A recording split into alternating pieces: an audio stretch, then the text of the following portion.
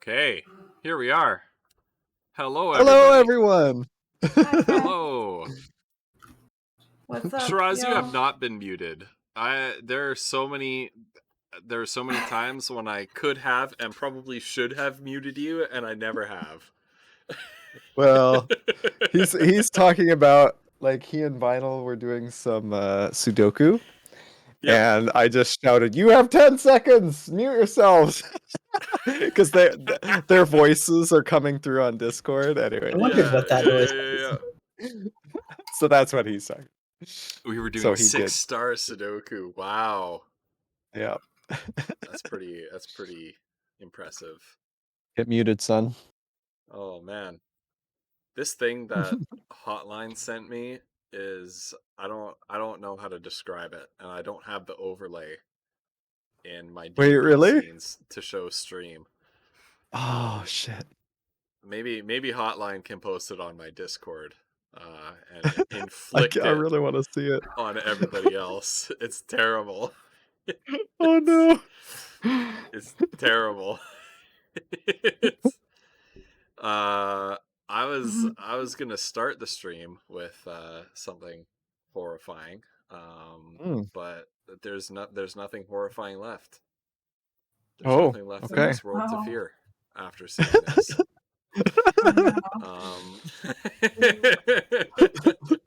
Monka S. Oh, here we go. Let's see. You know what I forgot to do was post a going live message. Oh yeah, that's the thing we didn't do.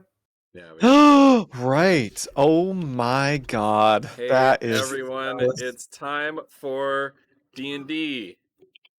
https://twitch.tv/ghostpepper. Thank you, Shiraz. It's done. I appreciate It's that. it's, it's probably the best D&D going live message I've ever written.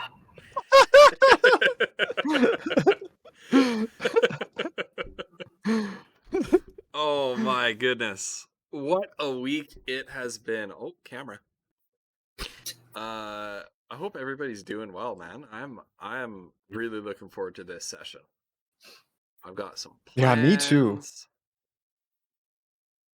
We talked about a couple of things that are going to be happening soon. That command is not working. Why? We got to talk about that though, friends. Why is that not working? That should be working. Hi, Shiraz. Hi, Hotline. Hi, everybody. I didn't say hi There it directly is. to. Okay. So we have a bit of an announcement. We have been talking for a couple of weeks actually, and this has really been, well, we've been talking about this for months. We've been talking for like forever, actually. Yeah, about this, and we've been trying to work out a way to do it that is fair, that is conscious of everybody, you know, everybody around our table, everybody in chat, and I think this has been since the dawn of time. Yeah, I think this has been really precipitated by the slow spiral into death that Pretzel has begun. Yeah. Where It is a thing. yeah, we you know, we've been talking about this. We've been talking about some things that we can do to upgrade the campaign and upgrade the stream and the quality of what we're doing here. And first and foremost on our minds is how frustrating we found Pretzel, and now Pretzel is completely irrelevant to what we're doing as of right now, since they've locked the epic music behind a paywall. Somebody's Discord notifications are playing through the stream. Possibly mine. Let me. But it is stream. It does say streamer mode is on. Does that not stop that from happening? Oh yeah, it should. I've got streamer mode on, so I know it's not Yeah. me. No, I'm definitely hearing it. So I set myself to do not disturb. Final, are you just hearing your own? No, that's probably me. It's probably okay. me. So the long and the short of it is that we have started a coffee Ko-fi. I don't know how you pronounce it. We started a coffee Ko-fi page where anybody who wants to support the campaign and to help us be able to fairly and equitably within ourselves pay for little things like a subscription service to some D&D music, or a World Anvil account to have like some a web page or a landing page where people can look at different lore and character sheets and things like that for the campaign.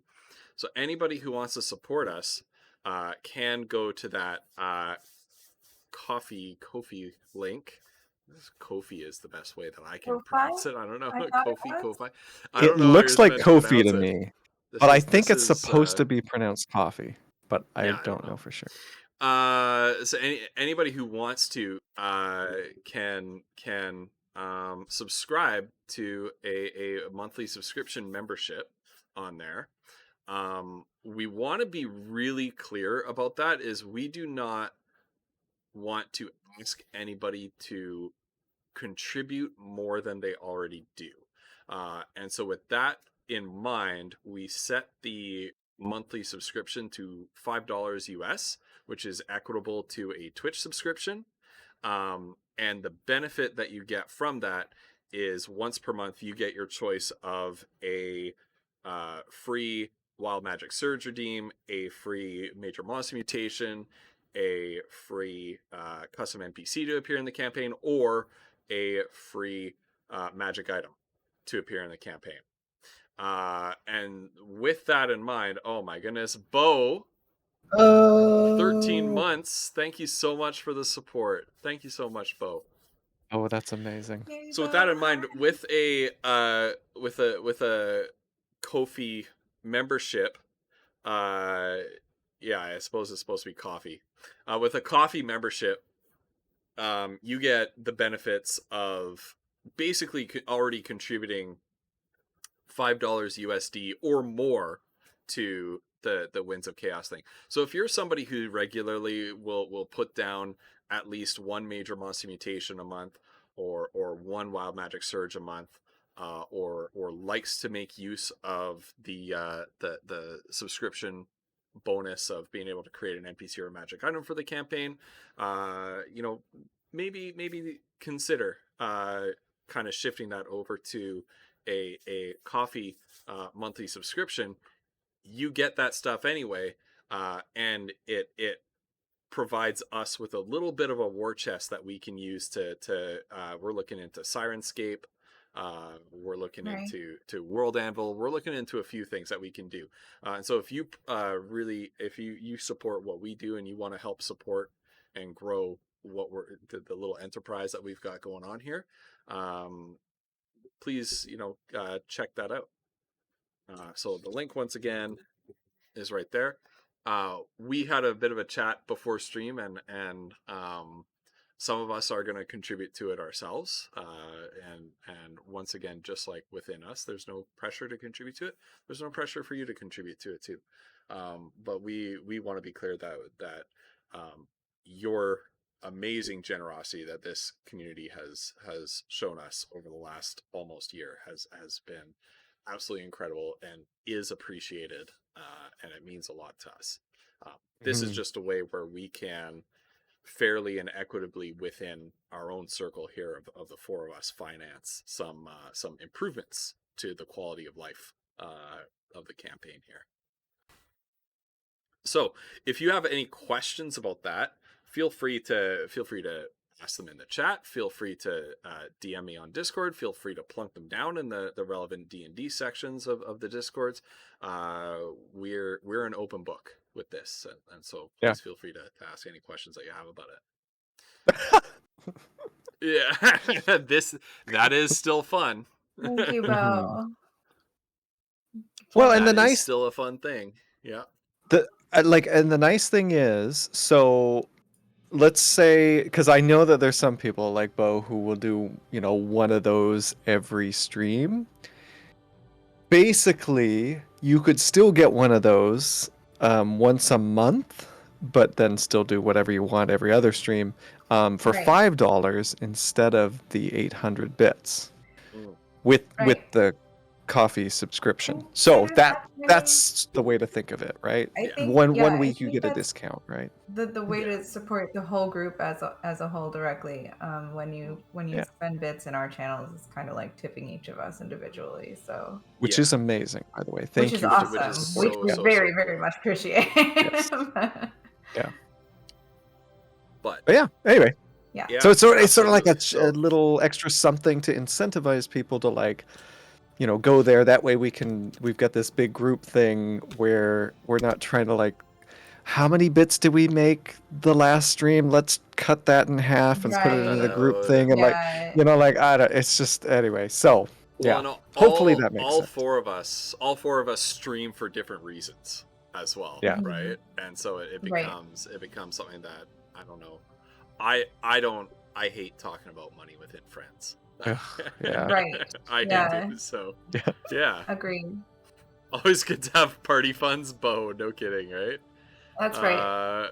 I figure coming up on a year, we deserve to have something like that. Like, we've held together this long. I think that's a milestone in and of itself to prove that this is worth kind of going that extra step for and investing in. Yeah, we're committed, right? Yeah.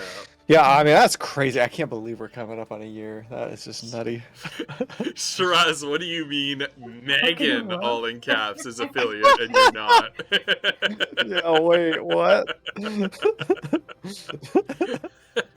Oh, God. Got him. Wow, Shiraz.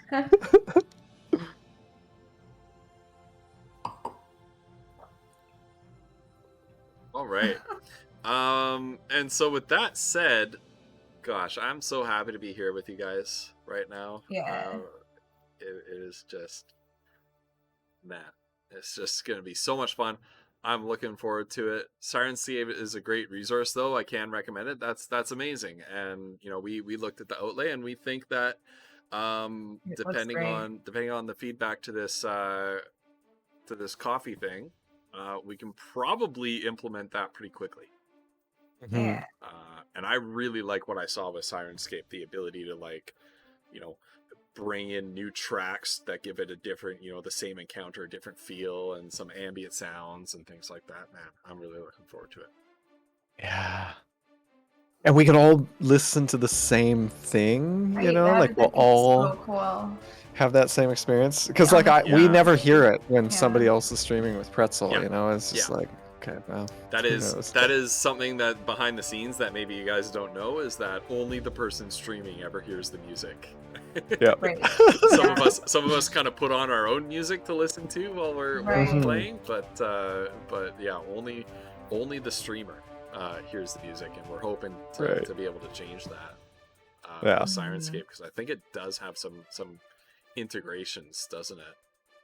Yeah. Shiraz hears it too. Yeah, well, yeah, okay. So only the streamer and chat hears it. Right.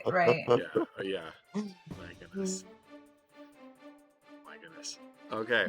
So I've got a role-playing warm-up question for you folks before we switch over to ponder while we switch over to the Winds of Chaos Redeems.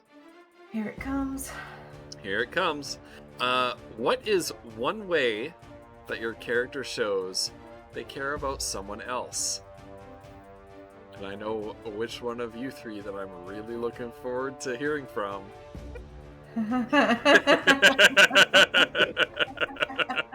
So what is one way your character shows they care about someone else? And I'll answer for Mazra. She'll speak to you. Yeah. No, I'm kidding. Yeah. Okay. So how do we do this? Winds of Chaos thing? Oh my goodness, it's so big. All right. So we have a little bit of a. This looks terrible. What is happening? I'm sorry. What is going on? Okay. So we have a little bit of a community engagement system that we have going on here. We call it the Winds of Chaos. Oh, Megan, I'm so sorry. Oh no. Sad faces. Megan, that's awful. Yeah. We have a little bit of a community engagement system that we have here. We call it the Winds of Chaos, which eventually became the name of our campaign. The campaign was originally named Test for the first dozen episodes or so. And then we just said, screw it, we'll call it the Winds of Chaos, because that's the thing we already have going in the bits. But you can harness the Winds of Chaos, which is a force of random change and destruction sweeping across the lands. You can use your Twitch bits to harness the Winds of Chaos to help or hinder our heroes and have an impact on the narrative as we play. So for 300 bits, you can help our heroes find a useful mundane item. For 400 bits, you can give a foe that the party is fighting a minor mutation. For 500 bits, you can upgrade that to a major monster mutation. The difference between those two is that basically Bo the Distance in chat, a wonderful supporter and participant in our community here, they made a monster mutation random table where we roll a d100 and we see what comes up, and there are 50 potential mutations. It's kind of a like a wild magic search table for monsters. So 50 random possible mutations or buffs that a monster can undergo. And with a minor mutation, we roll once on that table. With a major mutation, we roll twice, and the monster recovers a portion of their hit points, making it much more challenging and always very exciting to see what comes out of that. For 600 bits, you can compel a player character's flaw. There's a document on the relevant Discord sections in my Discord, the Cauliflumps Discord, and the Flutterdye Discord. Look at the pinned document in that D&D or Winds of Chaos section. It'll list every player character and their flaws. You can force a player character to act upon one of their flaws during a very inopportune and inappropriate moment. Some of the redeems from that have caused some really interesting things to happen, such as Foodle spending all of the party's gold on weed, and Kiona murdering and eating one of Kiona's horses. Mazra, Kiona does not eat her own horses. Thank you. No, Did I say Kiona ate her tonight, horse? apparently. What happened? Mazra. You said Nobody- Kiona ate a Nobody told horse. me. That's because Wolf is in the Kiona section. Oh no, you're my kidding. God. Oops. That's because This is a thing. let me just fix Oh, everything. that's hilarious. Whoops. Whoops. Nice. You didn't see that, chat. Nice. For 700 bits, you funny. can grant inspiration to one player character, and for 800 bits, you can make Flutter roll on the Wild Magic Surge table. Flutter's character, Kiona, is a wild magic sorcerer who basically doesn't have full control over her magical abilities. And with 800 bits, you can guarantee that Flutter has to roll on that Wild Magic Surge table if she casts a leveled spell. A unpredictable outburst and release of arcane energy ensues, which causes all sorts of transformations, transmutations, weird things to happen. Some of them are helpful to our party, some of them are hurtful to our party, some of them are just plain funny, and have caused some really wonderful moments during this campaign. And then finally, subscribers to the DM's channel, that's twitch.tv/ghostpepper, can create a custom NPC or magic item of appropriate level to appear in the campaign.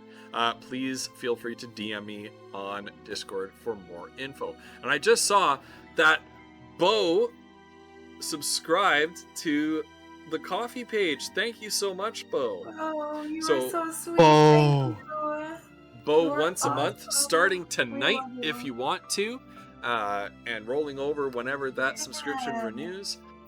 You can have a free Major Monster Mutation, a free Wild Magic Surge, a free NPC to appear in the campaign, or a free magic item to appear in the campaign. That's we right. love you. OMG. We love you, Bo. OMG. Mm-hmm. That's so cool. of you. Honestly, thank you so much for your support. Mhm. I'm gonna be honest, I was so nervous about how this coffee thing would go over. As the people I'm playing with could probably tell, because I was constantly messaging them about it on Discord. Yeah. Can you look at this? Does this okay to you? Does it It's good. Matt. I think it's gonna go well. Yeah.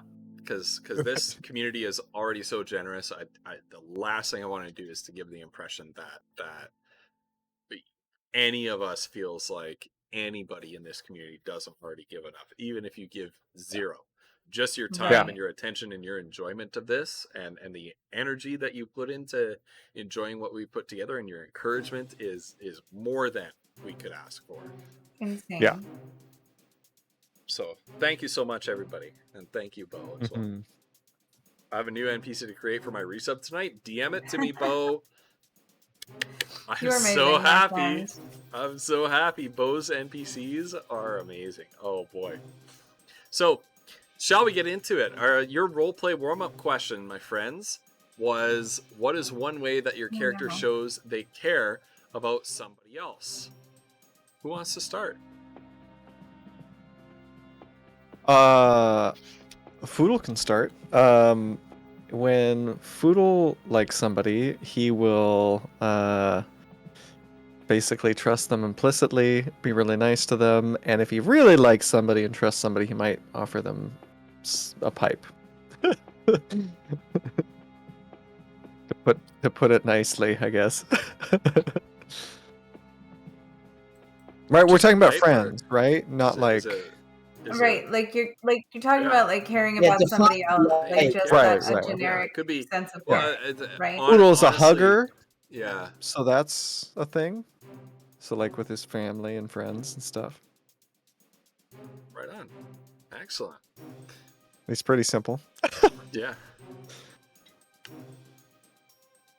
I get the impression Foodle is comfortable expressing that. Oh yeah. And But that's expressing if he that's doesn't what, like someone. That's what comes from living in a very communal kind of society, right? Yeah. Okay, who's next? Mazur, you go. Yeah, just take Boodle and do the opposite. Okay. She'll like punch the people she likes. No, I think She'll she take gets, their pipes away.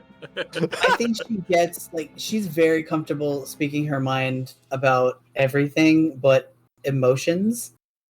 So she probably gets really uncomfortable and then walks away. Right.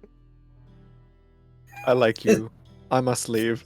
Goodbye forever. You seem cool. Bye-bye. Bo. So Bo answered for fielding their character when they were guests on the show, and anybody who guested a character on this show, please feel free to answer the question as well for your guest character. Or if you have your own campaign, yeah, people weird leave. If you have your own campaign completely unrelated to what we're doing here, and you want to share that with us, please do. You have a favorite character of yours. Bo said that Fielding will place her hand on their shoulder and give it a light squeeze. She can count the people she does that to on one hand. Is it like, have you guys... I don't know if anybody enjoys like clips from classic WWF pro wrestling as much as I do, but there's this clip of like Hulk Hogan and Macho Man Randy Savage where they're old foes and they're about to shake hands, and they do this thing where their hands are trembling like there's gonna set off a nuclear explosion when they shake hands or something. I just imagine that's like Fielding is like right. Here comes the hand. Prepare yourself. All right, Kiona. She probably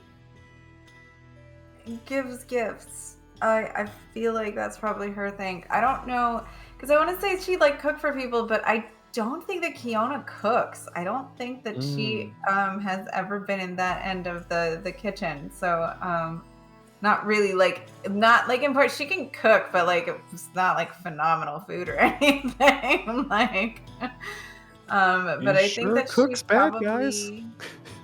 Yeah, I don't know. I don't think that she has any like maybe gestures, but guys, that's terrible. So excellent. Yeah. Excellent. Right on. Well, she knows how to cook them on the battlefield.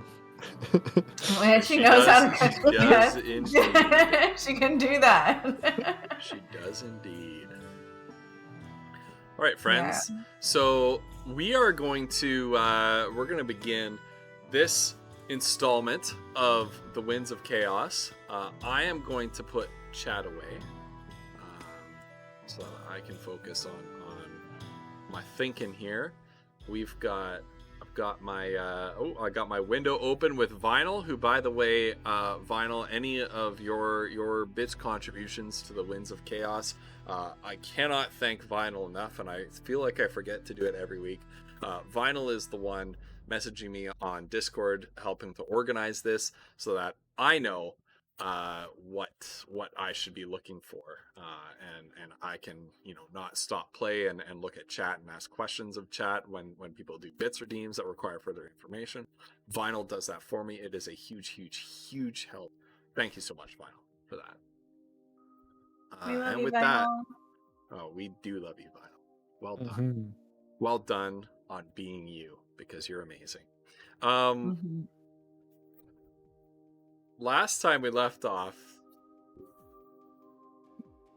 Bruce just Go ahead. My favorite Macho Man line: "You call yourself an icon." I don't know what that word means. Yes.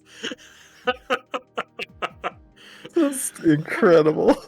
I love that classic stuff. Anyway, moving on.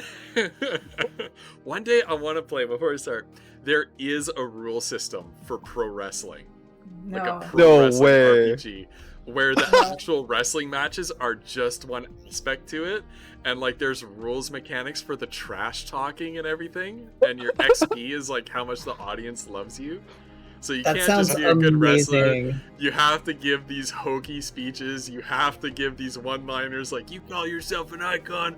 I don't even know what that word means." I want to play it so badly one day. It's just amazing. Okay. That's incredible. Last time we left off, I'm gonna seize control mostly of myself here. Last time we left off, you were doing the work of the king in the Cormantian capital, Lysantia, of breaking open this underground slave trafficking ring. Slaves were being taken by the Bloodfoot Reavers, as you well knew, and they were being secretly transported into Lysantia in order to be traded and sold off and transported elsewhere. Asked by the king to investigate the truth of this slave trading ring, you pulled on several leads. Shiraz Shadeheart, of the owner and proprietor of Shagrazd, who was known to be moving contraband through the sewers, cleared his name. Found evidence of a gang of thieves who rose in predominance and became a full-blown thieves guild in the Duskway, called the Order of Dusk. You found that there was some sort of faction within them that was operating these slavery rings. You can't tell, you weren't able to uncover any evidence or any insight into whether or not it's the leadership that's doing this and keeping the membership in the dark, or if there's some sort of internal faction within the Thieves Guild that's kind of gone rogue, so to speak, and is doing this themselves. Ultimately, you traced the to the best of your knowledge and the best of your ability, you traced the kind of mover and shaker of the Thieves Guild to High Priest Matilda in the Temple of Light. You learn from a number of sources, sort of disconnected sources, that the Temple of Light is at the epicenter of this slave trade. You found physical evidence in the form of a secret room in the cellar that slaves were indeed being housed there, if only temporarily. And in investigating in a stealth mission that you kind of blundered your way through, Such a disaster. It was more whatever, we made it without getting caught, so it counts. That's right. That's all that matters. What's our name? What's our name now? The discretionaries. We're the discretionaries because we're so discretionary. Yes. You are not discretionary, and I want you to know no one is going to call you that. Shut up, Megan. Damn it. It was more it did represent an evolution of discretion on your part, in that instead of creating all the commotion on yourselves, you approached it with like the Skyrim style of stealth, where you made a commotion over there. Well, that was even accidental, really. It wasn't. And it was accidental. And it was accidental. So true. Sort of worked out in our favor in the end. We can't become too competent. That wouldn't be fun. True. Yeah, that's true. It wouldn't be fun. Oh, jeez. If we did anything on purpose, actually, I think I might die. Actually. I just want chat to have no illusions. We're not incompetent on purpose. It's completely accidental. We're doing our best. We're just really prone to it. That's it. Yeah. Oh, that is the other shoe dropping on that one. I feel really tactical and smart in the moment, but anyway, go ahead. I don't. I feel panicky. I feel exactly like it comes across. Oh no. It's a well-known D&D meme that your character in your head is this epic hero, and your character in reality is like that image of Patrick from SpongeBob with a plank nailed to his own head. Right.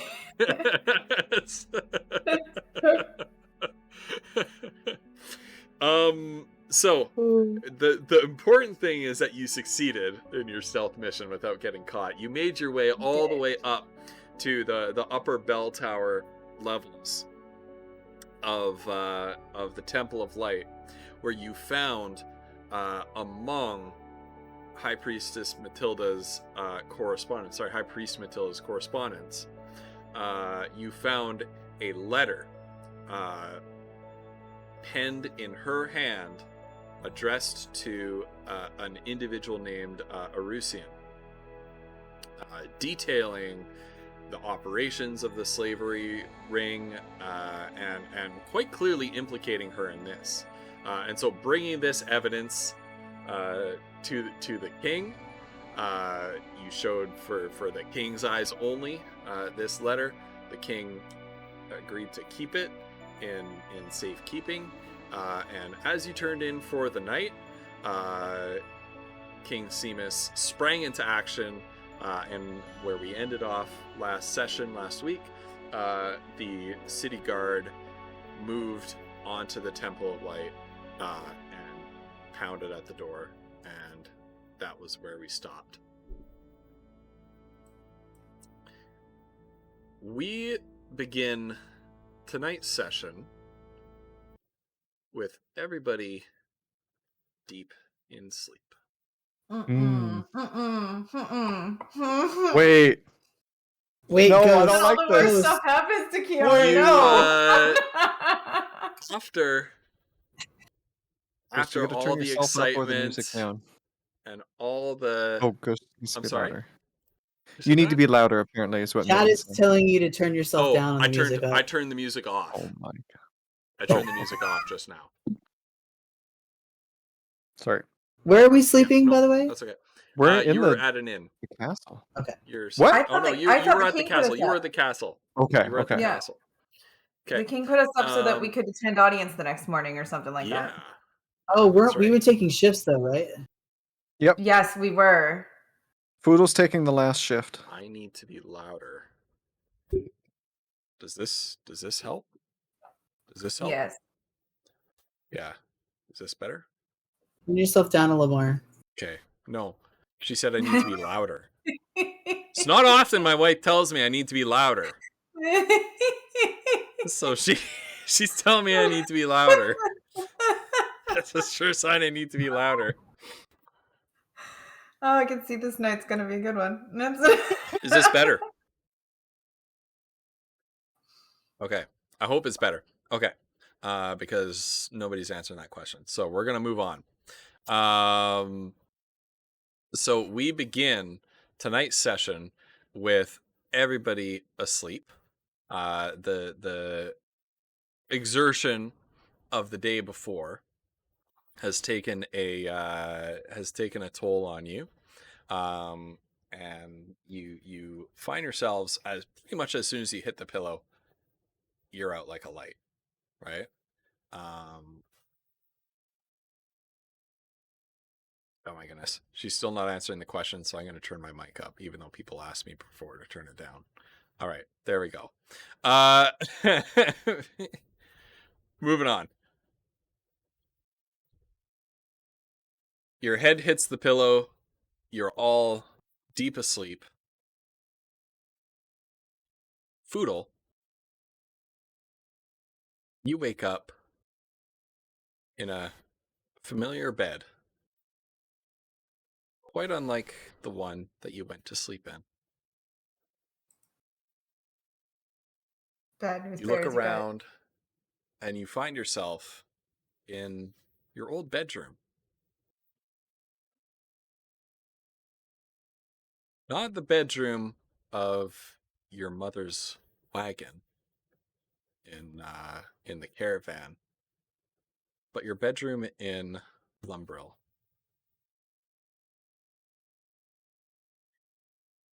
The morning sun is streaming in through the windows, casting long golden rays across your room. You get up and go about your business with a sort of added sense of urgency and purpose. Little bit of anxiety, but mostly anticipation, because today is the day.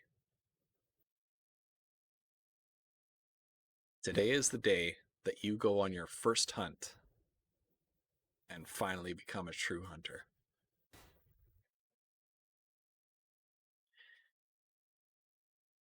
You grab your trusty musket, gimbal shot, and you run out into the field. Past the wooden palisade of that forms the barrier around Lumbrill, and out into the woods. I'm sorry. Now I'm getting DMs all over the place. Please Please answer the question when I stopped to do the troubleshooting, not after. Okay. Oh my god. Oh my god. Why? There's a stream delay. He's going to talk softer. Okay. I'm going to turn my mic up. You guys are going to have to live with my mic being high. Like, I'm ready. Oh my goodness. It's either ready or not. Okay. You guys can't hear it. No, it's stream. It's stream who's going to hear my mic be ultra loud now. You run out into the woods, past Lumbrill's limits, into the forest that you call as much a home as your little former logging community itself. You head out into the forest, and very quickly, well, I would actually like you to roll a survival check. Okay. Foodle's good at this. This is his thing. Ooh, dirty 20. It's a dirty 20, easy. You find the tracks of a giant boar. The giant boar? Perhaps. Whoa. Okay. What do you do? Foodle is going to, as silently as he can, follow those tracks. Okay. Excellent. So roll a stealth check, please. Oh, okay. This is fine. Oh, okay. That's good. That's 21. That's a 21. Okay. Yeah. So you get down low, which is quite an accomplishment for you as a gnome. You're already pretty low to the ground. You get down extra low to the ground. And you creep along the forest floor, moving between trees, moving across the undergrowth.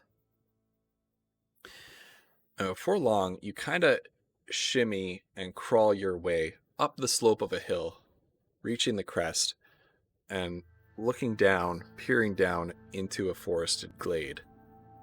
Some of the morning mist is forming almost spiderweb-like wisps across the tops of the trees. In the undergrowth below, you can see a rustle of movement in the bushes. And then a snorting sound echoing in the distance. You see a large, probably the largest boar you've ever seen, emerge with all the grace that you would expect of a boar out of the thicket. Its brown hide marked and crisscrossed with off-white scarring. This thing is old, ancient, almost.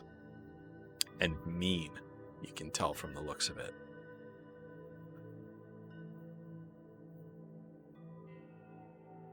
You angle up to take a shot,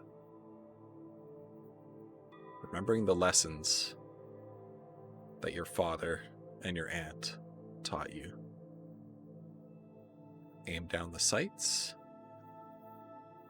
squeeze the trigger. Roll an attack roll, please. Okay. Do I use Gimbal Shot's like original stats or my current ones? I guess it doesn't really matter. I rolled a natural 19. No, your current ones are fine. Okay, so 29 to hit. 29 to hit. What did you roll on your die? A 19. A 19. Yeah. You actually rolled a 1. Oh! It's almost like in your head, the little 19 rolled over, and it's a 1. The crack of the musket echoes across the valley, hits the trees, reverberates back to you. The musket ball buries itself into the bush, missing this giant boar by a wide margin. The boar starts, looks up at you, snorts once, and takes off crashing into the bush. You follow it with in the sights of Gimbal Shot as it's moving up and away from you, and in the distance you see a cloud of dust just over the horizon coming down from the mountains. Curious about what that could be, you get up and take a closer look. You pop off the scope from Gimbal Shot and use it as a little spyglass, a little telescope to see, and you see a large force of goblins approaching your position. It isn't long before they see you too, and an advance party splits off from the rest, coming towards Lumbrel. You know that you are the only line of defense that they have at this point. What do you do? How far away are they? They're probably about 200 feet away. And closing very fast. I just rolled a 1, which means that Gimbal Shot is like broken. Okay. Well, so you think it's gummed up a bit. You think you have time to clear it. Okay, that's true. I think it's Doesn't supposed to look take busted like to you. action or something. Yeah. Okay, Foodle is going to. He's going to look at his musket. He's going to really give it like a moment where he's like, do I fight? He's going to look back up at the horde and think I should not draw attention to myself. And he's going to turn and he's going to head back to the village to try to warn people. Okay. As you turn back to face the village, it seems farther away than it was before. Like strangely farther away than it was before. You're advancing upon the village, and you find that you've almost gotten turned around in the woods, which is something that's never happened to you before. And very soon, you find that the goblins are not headed towards Lumbrel. They're headed towards a monastery high up in the mountains. And you spot a small troop of them, only 4 of them, kind of running sort of across your plane of vision, running up to the monastery to attack it.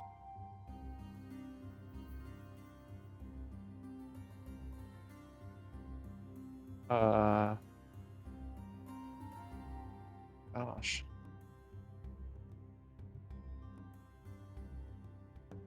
And the monastery's they're gonna hit the monastery first, right? Because that's closer than Umbral.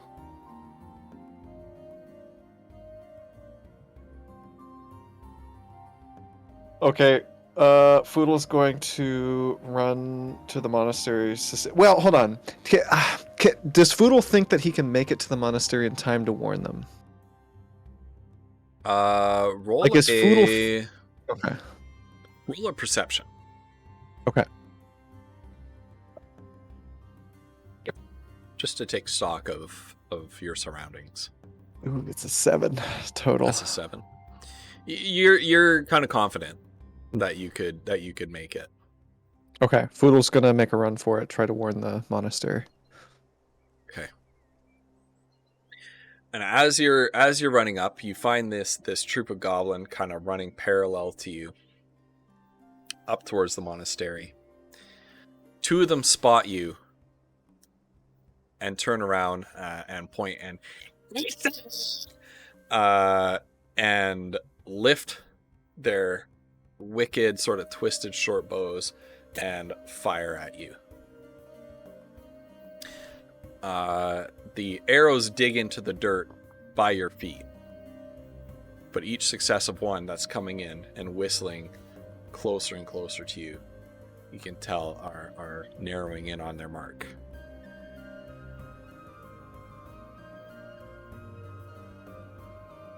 Foodle's gonna keep going.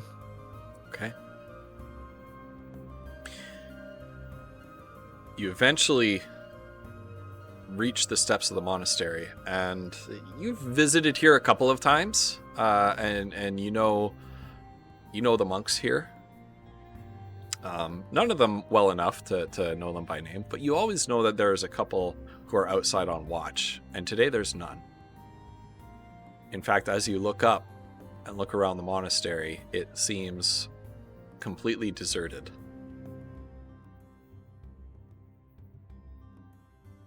Oh, hello? Is there anyone here? You're going to be under attack in a second.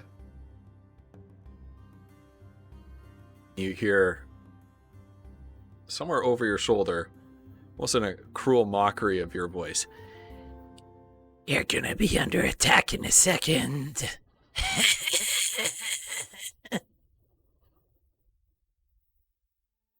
Foodle's reloading his musket, looking around. you don't see anything.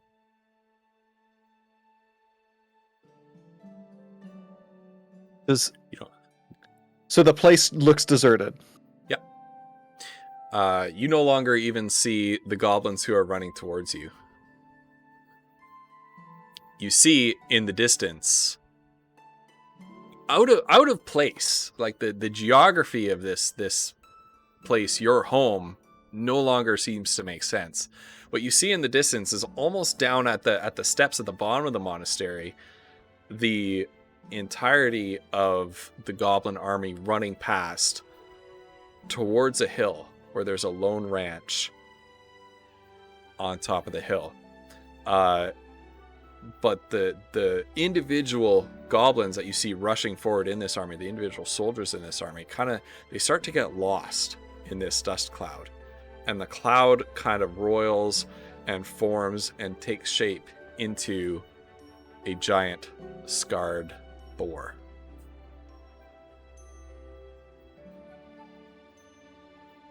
And this is up by the bar, like the farm? You see them running towards the farm. Well, you see this giant boar now. This Right. hugely giant boar, like actual giant boar, running up towards the farm. No. Kiona! Goldrill, are you here? Is anyone here? Foodle's gonna listen for a moment. You hear nothing. Foodle's gonna take off running towards the boar and the farm. And you hear a voice over your shoulder as you're running towards it. Shoot it. Are you going to let them die? No. Foodle's gonna pull up. I don't know what the range is. 400? Yeah, you're in range. Okay, all right. Foodle's going to take a shot at this giant boar. So roll an attack. Mm-hmm. Oh, God. Okay. 16 to hit. What did you roll on the die? 6. You rolled a 1. So 11 to hit. You hear the voice over your shoulder again. Nice shot. Try Who are 8 you? next time. When What's you happening? spin around, you see a misshapen figure with a hood pulled low over its face, black flesh and needle-like teeth poking up from underneath with spindly, wrinkled arms, is kind of just sitting on a tree branch behind you.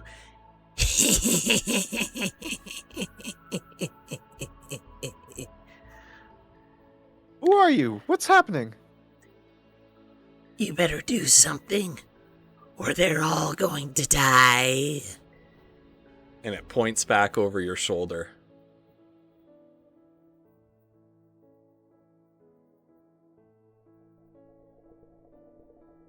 Okay, Boodle's going to see if he can fix his...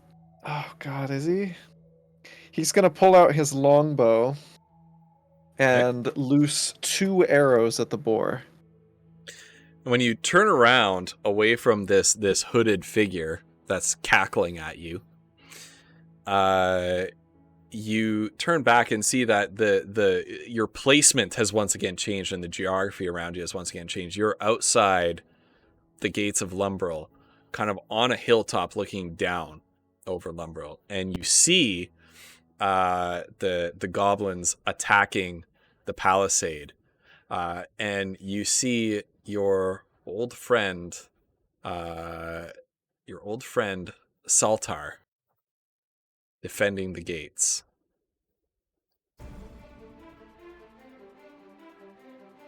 Saltar was your BFF from episode number 1.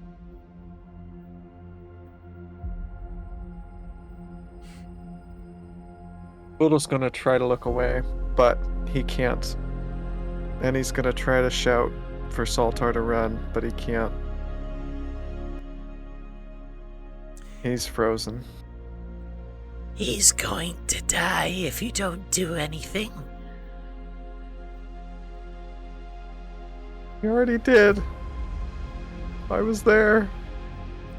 Where are you?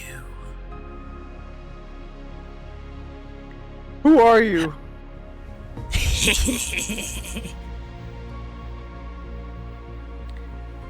They're Why are all you doing going to this? die if you don't do something.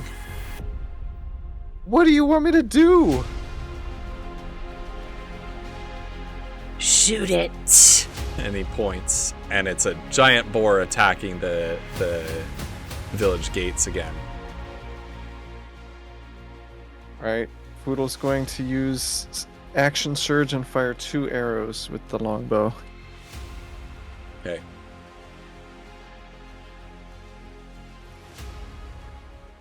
$15 plus 9 for a 24, and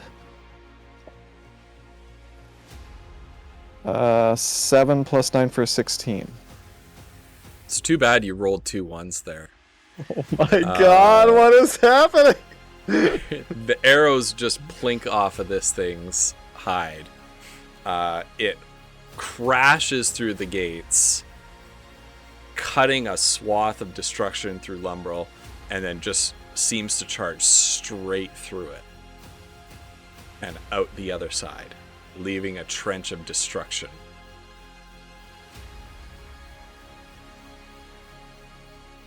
Why is this happening?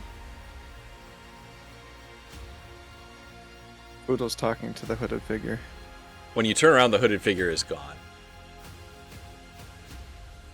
This guy.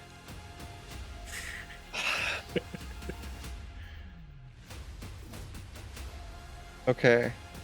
Boodle is going to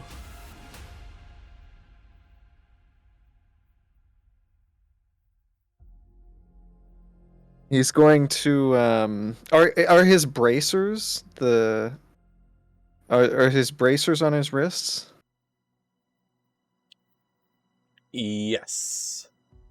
Okay. Poodle is going to try to focus. He's going to fall to his knees. He's going to try to focus in and call upon Aaron Selch and just say, I don't know what's happening. I don't know if this is real. I don't think it is, but if it is, I need help. Help me save my friends, my family, my community. Give me the strength. And Poodle's gonna open his eyes and try to see if he can see the boar. It seems to be gone in the distance.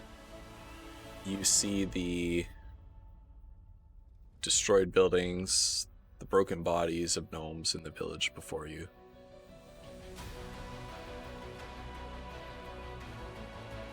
And as you send your incantation up to Aaron Selk, you feel a gentle, comforting hand on your shoulder.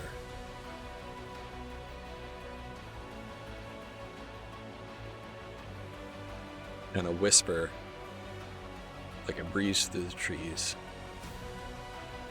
telling you that you have the power to set things right, if you believe.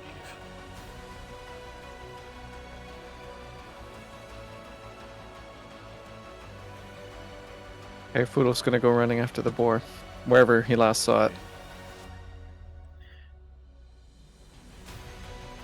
You see the boar charging through the brush towards Blycross, approaching the river, about to cross it.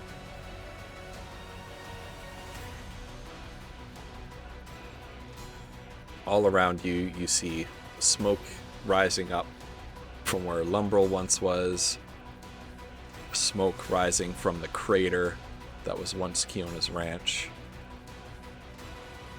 a collapsed ruin from where the monastery was.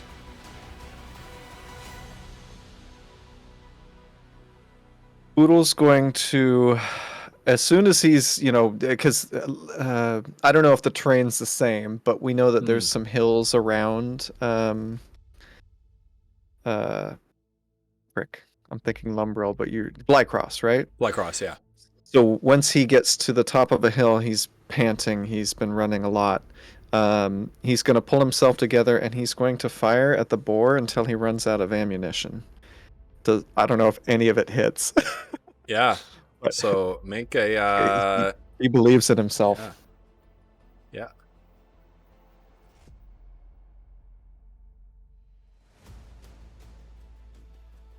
That is an 18 plus 10 for 28 to hit for the first shot. Yeah, the shot rings out, and you see trailing after the musket ball these sort of glowing iridescent green leaves and little bits of flower petals, little bits of vine, as if the power of Aaron Selk itself is behind that shot. And it hits the boar, kicks up this massive dust cloud that washes over your vision. You rub your eyes, and when the dust clears, Blycross is a smoking ruin. And you hear over your shoulder, "Another one." Oh, you have the worst luck, little gnome.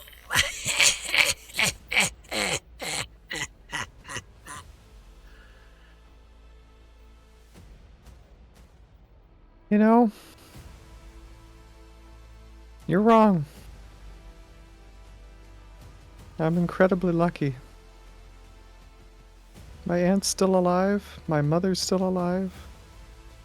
I've got good friends. You know, you can do this to me as long as you want. But there's still people out there worth fighting for.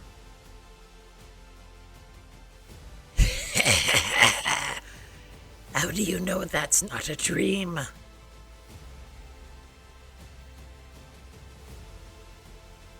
I don't. But even here, there's people worth fighting for. There always are.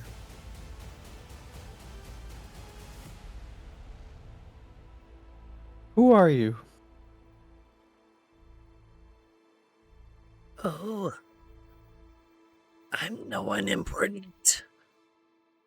Just someone who really liked that boar. And with that, you wake up. What the fuck was that? Oh my god. You are the boar. Foodle. Yeah. You are now cursed. You're going to roll at disadvantage on every roll until you're able to remove the curse. This is how he gets back for getting lucky last time, you guys. I believe it. That would do it. Holy shit. Jeez. Yeah, Foodle's in like a full sweat. And to calm himself down, he's gonna probably take 2 hits of smoke leaf, and then take his watch whenever Kiona and or Mazra come in to get him. So disadvantage, here we go. Disadvantage on your smoke leaf rolls. All right, I think we've got the first roll. That's a 2. We can only do 1 less than that. A 20! Hey, look at that. It showed up. So that is a 3 on the first one. So that's a fail. A 20. Okay. And a 7 for an 8. So 2 fails. 2 fails. Okay, what is hold on. Oh my goodness. My throat hurts after that. That's a tough voice, dude. That is a tough voice. This is an interaction, by the way, Cauliflumps, that I'm pretty sure was brought to you by Shiraz. Ooh. Although I'm not even sure if Shiraz realizes that. Maybe Shiraz remembers. So let's see. 2 fails. Smoke leaf intoxication. You have advantage on wisdom-based checks and saving throws, which with the disadvantage negates. So you just no longer have disadvantage on wisdom-based rolls. You take disadvantage on all dexterity-based checks and saving throws. You ignore all non-magical conditions that would debilitate you due to fear, confusion, or pain.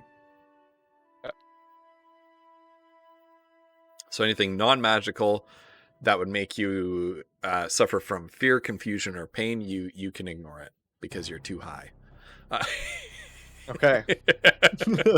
And you have disadvantage on dexterity, which I don't know what double disadvantage does. I think double disadvantage is nothing, but I might mess with you a little bit later with that. Oh god. All right. Yeah, you take your watch. What do you do during this watch?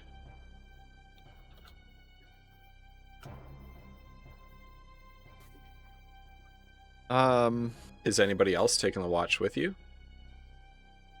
Oh, that's a good question. Did you guys take separate watches or one together or?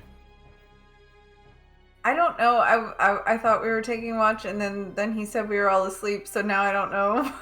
Well, Foodle was asleep, right? Because that's what Foodle was exhausted. He was going to take the last watch. Okay, I thought. I think one or both of you might have been on a watch. Yeah, so we could just say that we were asleep at the time, or we were asleep. Yeah. Whenever it happened. Right. Okay. So Foodle's just on watch alone. I guess, and he's got a.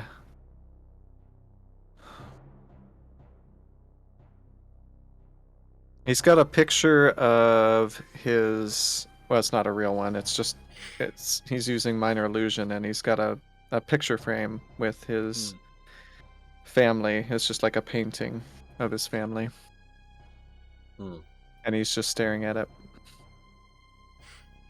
I do need to stand corrected. It was Megan who came up with this encounter. Although it was something that was done many months ago, and it just really seemed like a Shiraz thing to do. So, so I just assumed it was Shiraz. Okay. Is anyone else on watch with you, or is everybody else out? Or are you doing one person watches at a time? I think it's probably that, because honestly, like, they're in a safe place, but Masha's so paranoid. She's like, we might as well just, yeah, you know. Right. Excellent. Okay. Yeah, and as you sit there, kind of listening and reminiscing over this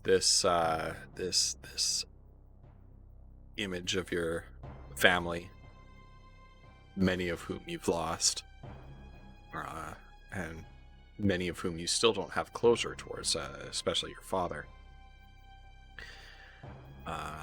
And you feel the smoke leaf begin to work its magic on your nerves, but not quite be able to shake the sound of that rasping laughter in your ears. You conduct your watch, and it passes uneventfully. Every now and then you see a little glow of candlelight peeking in from under your doorway and in your quarters in the royal palace. But it's just a servant walking by with a candle in their hands. They make no sort of stop outside of your rooms. I have an out of character question. Yeah. So I know that Foodle is cursed. Does Foodle know that he's cursed, or does he just feel kind of shitty?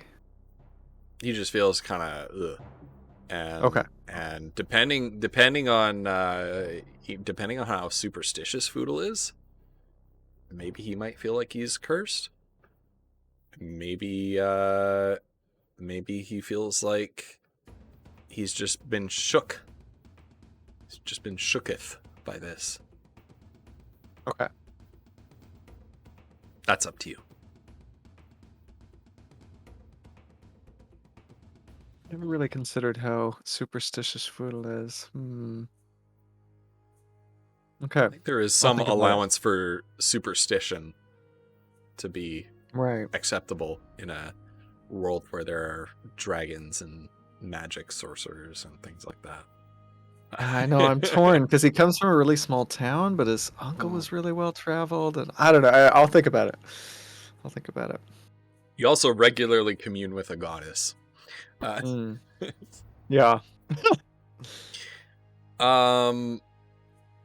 Later on, while Foodle is taking his watch, and the other two are slumbering peacefully in their beds, Mazra. I'll be back in like 10 minutes. It's awful. I hate it. You have a dream where you and Ilaria Goddard are working at her smithy, working together on something. And you pass the time for several hours saying absolutely nothing to one another. And then the dream ends and you wake up. Oh, yes.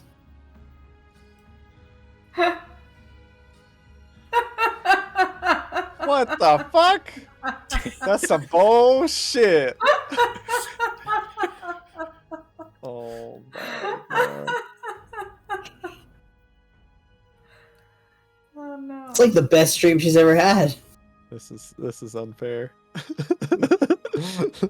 Look, Kiona, you Masha had the have a worst made dream. a horse heart, so I'm kidding about the unfair. Kiona, you have a dream that you're at the annual harvest fair. You're down at the rodeo doing your thing, doing all the horse moves. I don't know horse moves, the jumps and the different types of gallops and canters and things like that, and all the tricks, and you do dressage, dressage, as I like to call it. And and you do a few lasso tricks, and you win the whole competition. And you go and you're on the podium and you get the blue ribbon, and there's like, You know how the streams end. wine, like champagne being sprayed everywhere, right? And you come down and Birdie is there to congratulate you and puts a big kiss on your cheek. He says, "Good job, darling.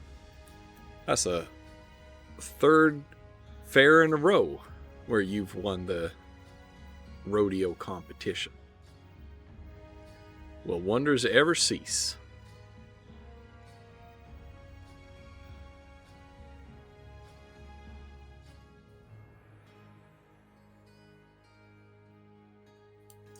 Thank you, Birdie. I'm sorry. There was just a moment where I don't know. It seems like a long time since I looked at you. Oh, well, like what you see? He kind of winks at you in that sort of impish way that he used to wink at you as he pulls the saddle off your horse and reaches for the brush to brush it down.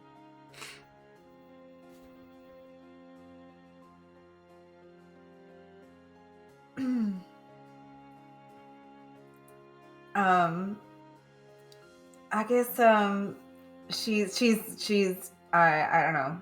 They're gonna go do the thing together. I don't know what to do right now, you guys. I'm really Well, he did ask you a question. what did he say? Wow, Flutter's like Don't really. you know you didn't? No, I just She's Twitter pated. It's fine. She is. She's very and flustered. I do like, of course I do. All right. Well, I don't know what's gotten into your head, but it's nothing a little rest and relaxation with the family can't fix. Come on, let's go back home. The kids are waiting for us.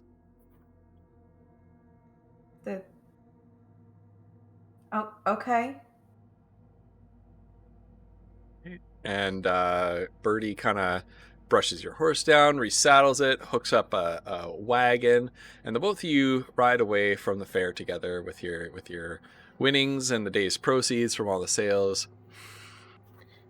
You travel down a winding path, eventually leading to a ranch with a big painted wooden sign that simply says Neely Ranch. Oh my god.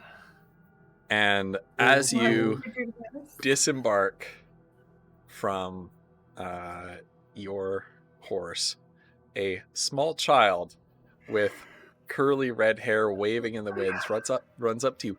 "Mama, mama, mama!" And she plants herself, a big hug in your belly, arms around your waist. "Did you win? Did you win?" Kiona is surprised by this, but she doesn't want to disappoint the little girl. that she assumes is our child somehow. Then so she'll like, you know, put her arm around her and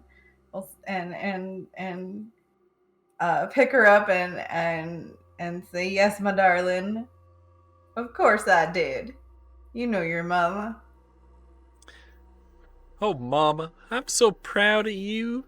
And as you pick her up, she looks at you with a big smile and a bright gleam in her eyes.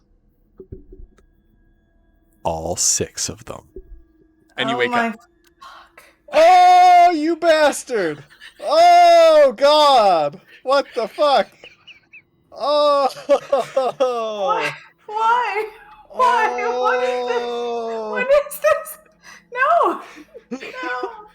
It was bad enough as it was. Not like this. What do you do? Kiona's literally just gonna go mad, you guys. I'm just letting you know that she's just gonna go straight off the Holy shit. What? No. As you wake up, you wake to the peals of bells as the Temple of Light rings its bell, indicating the customary beginning of the workday, as it were, in Lysantia, approximately 9 o'clock in the morning. It's a call to morning prayers before going into work. It seems, for a moment you think about, it seems very normal to you that this would happen. It's a sound that you've woken up to for each morning that you've been in Lysantia. Then you remember seeing that column of city guard advancing on the temple the night before, and you find it a little bit strange that they're still playing those bells in the morning. But perhaps even in times like these, times of moral, ethical, philosophical crisis of the high priest of your temple getting arrested for some very serious crimes, perhaps there's a sense of normalcy and stability in routine and tradition. In any case, this morning, and you've all woken up, and you survived your night in the castle, where the biggest threats to you appeared to have been in your head. The call is coming from inside my head. Oh, Right. This is the worst. Now, this is, again, an out-of-character question, because Foodle would know this. Did the king tell us to stay for the trial? The trial was going to be today, maybe? Or is that me imagining, misremembering? Or he didn't so much ask you to stay for the trial. He asked you to stay for court. So, like, royal court. Right. He's going to hold court. Okay. So that's what he asked you to stay for. Right. And would Foodle know about when that would start? Like, does Foodle have time? I don't know what time it is in the morning. Foodle probably doesn't either, to be honest. What was the bell, though? Soon. To the chambers to get us. Yeah, okay. Bell was rung. So yeah, he can't. He doesn't have time to go find Lorilla. No. Okay. You don't sense that you have time to leave the castle and go find. Yeah. Okay. Why was Cully yelling, "Oh, you bastard"? Oh no, I don't miss it. What a question. All right, well, Foodle's gonna probably eat a ration unless there's food around. There's plenty of food. So okay. when the servants come to get you shortly after that bell rings, there's a knock at your door. At each of your doors, and each of you has a servant who enters and presents themselves to you. A few other servants will walk in behind them, carrying some platters of food for each of you.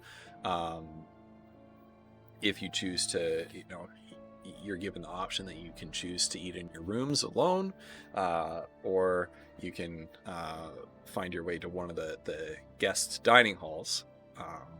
Because this is a massive royal palace, they have guest dining rooms. So you can make your way to one of the guest dining halls and eat with your friends. Either way, they also bring in some clothes that are suitable for your size and proportions for you to put on, just in case you lack formal wear for attending court. Foodle's going to be wearing he bought fine clothes, sort of like, yeah, he's got that vest with the pocket square, and some nice pants, a nice pressed shirt type of thing. Is this okay for court, or should I maybe switch into these clothes that you're handing me? I'll be right back, guys. I'm so sorry. Yep. I think that dress should be appropriate, yes. Okay.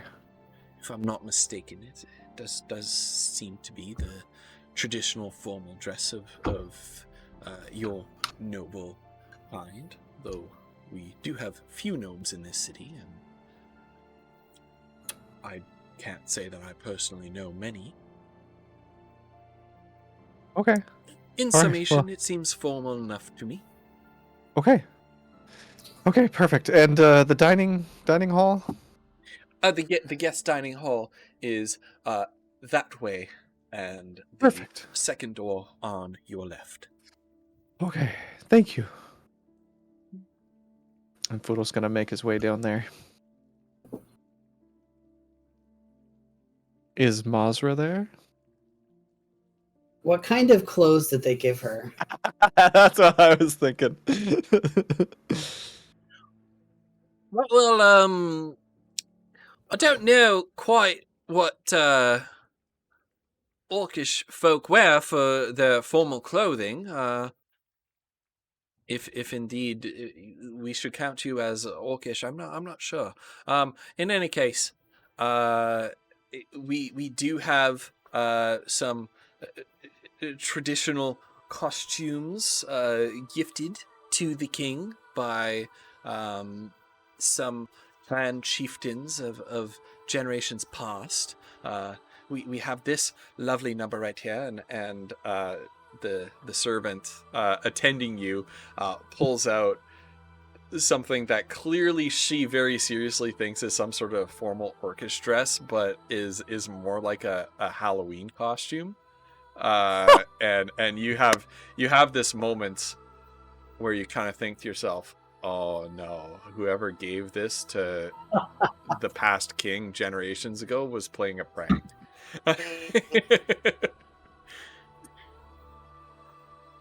She's just like, I'm not wearing that.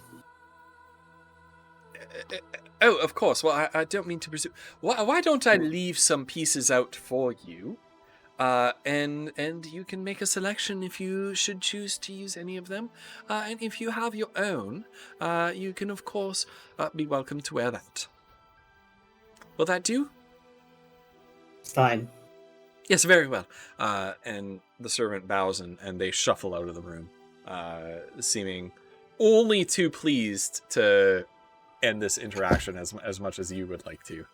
Did she just throw that outfit out the window? Yeah, maybe. Imagine if you were taken by aliens, and you were gonna meet the president of the aliens, and they say, "Well, we've got some formal dress for you. This is some standard human formal wear that was gifted to the president of the aliens, right? Generations ago," and they pull out a Batman costume, basically. If it was a Batman costume, Mushroom might wear it. Yeah. Bust in the king's court. Where is she? Yeah. Okay. And Yeah, Kiona yeah, very much yeah. gets the same treatment. Yeah. Kiona will change her clothes to match. She will have taken insight into the local ladies of the court fashion that she has seen around and about the area and improvise something that is like what they wear, except like made of like leather. Shit, like you know, something fancy looking, but definitely with her country charm on it. Nice. She is a halfling right now. Right. Okay. Excellent. Thank you. She is a. That's something we got to remember to do before the stream. We got to ask Kiona. She's gonna look ridiculous in court too because she doesn't think about being a halfling, you guys. She thinks she's a human and she's dressing up as these people. Oh my god. Okay. I wouldn't worry too much. Maja will Fiona's whole probably. life is. As long as she's So got are a you- pocket square, she'll be fine. Are you guys meeting together for breakfast or? Sure. Boodle's there. Okay. He's eating. Okay. Are you guys there? Yeah, Maja will show up. Kiona will stumble in like kind of in a bad mood after her dream. Mazra, Kiona, how'd you sleep? Not great. I slept fine. Really? Yeah, I had a great dream. What? I had the worst dream ever. I had a pretty bad one too. Oh no. Hmm. I feel awful. Oh, at least this food is good. So what are we doing in court today?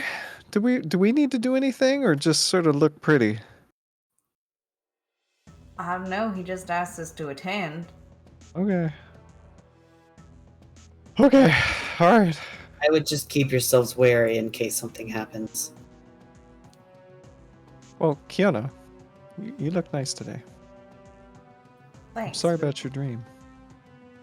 You too. Yeah. I think I gotta talk to my mom. I have that sometimes. Yeah. Well, Kiona, do you want to talk about what? Do you want to talk about your dream? Okay. No. Okay. Well, I like your outfit. Needs more pocket squares. Kiona will like reach over and like adjust his after he says that and like giggle at him. Thanks. What's Mazra wearing? Just her normal clothes. And that's the end of that scene. Honestly, then. right. Kiona would expect nothing less, nothing more. She would totally not even blinking in Mazra's direction. Like, okay. No, here, okay. Here's what she did. She's wearing her normal clothes, but there's like a little spot on her shoulder where she's pinned the little piece of tartan she was given back at Fort Austria. Oh, that's cool. Of her family's tartan. That's her fancy dress. I like it. Okay. Nice. She is still a halfling, though. For now. I know. Well, if we went by the roll that I had earlier, she wouldn't be, but that's okay. I always do a test roll before we start the stream. So.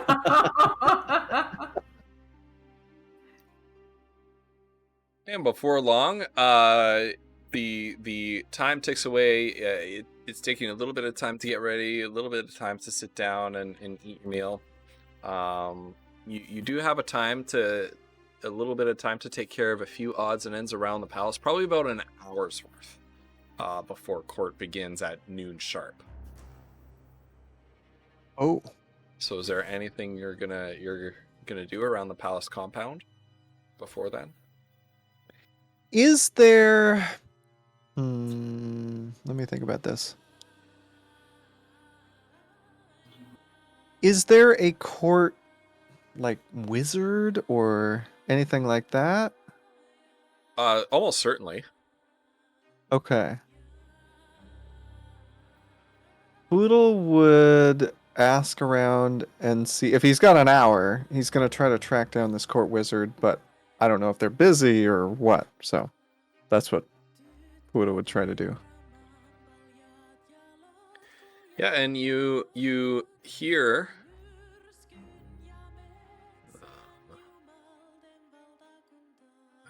there we go. You hear tale of an individual named Benedict around the castle who serves as a court mage of some description to the king. Potentially a very difficult man to pin down. Okay. Foodle is going to so he's gonna, whoever he was talking to found out the name. What was the name? Sorry. Benedict. Benedict. Court wizard. Okay. Foodle's gonna say, is he, or are they? Could I go meet them? Do they have like a lab somewhere or a study?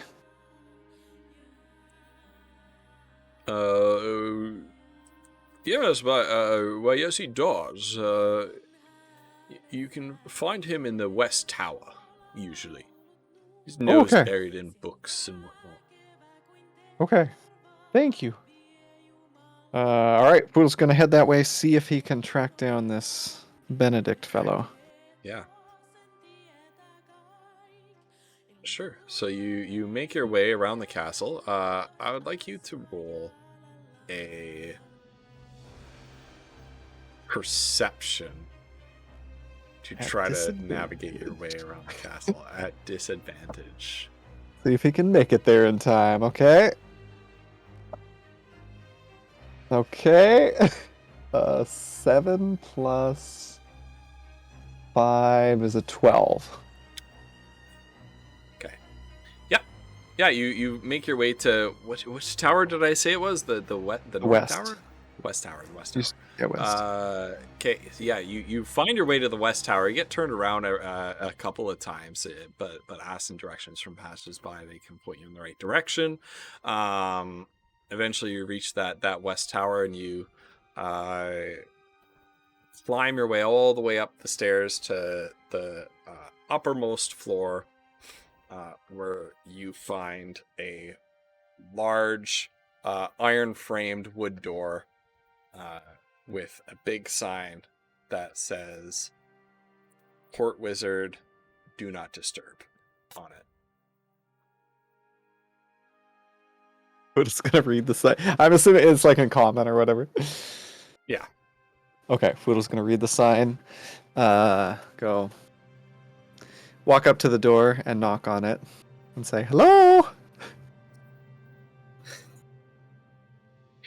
Go away! I would, but I think I need help. Can you read the sign? Yes. The door wrenches open and you come face to face with this older guy, like 60s, white, a small, close-trimmed white beard coming to a severe point at the bottom of his chin. His face contorted in a mask of irritation, and as he looks down at you, he looks up here first and then looks down at you. So you choose to ignore it then? Yeah, I'm quite charming, so I think you'll help me. Do you know anything about? He's completely like he's like. Do you know anything about bad dreams? You're disrupting my studies to talk about your dreams? Well, Foodle's gonna look around. Is it a library? Like it's probably books it and looks stuff. like a study. So Okay. yeah, there's a lot of there are quite a few books in there. It could pass for a library easily.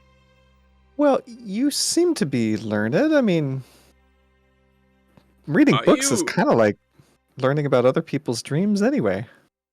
Are you actually a child? No. Unless that's a good thing. I'm an adult. I'm just a gnome. Have you never met a gnome? And do gnomes frequently disturb people to ask if they've ever had weird dreams? Well, it was less if you've had weird dreams, and more that I had a very disturbing dream, and I was curious if you'd ever, read up on such things. Yes. Oh, perfect. Have. Well, okay, so I've never had a dream like this before. Everything was awful.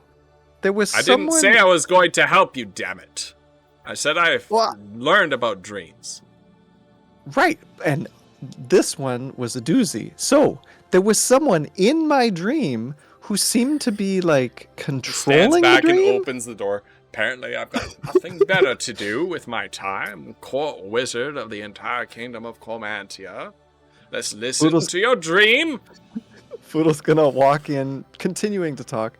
And he seemed... So he was like this hooded figure.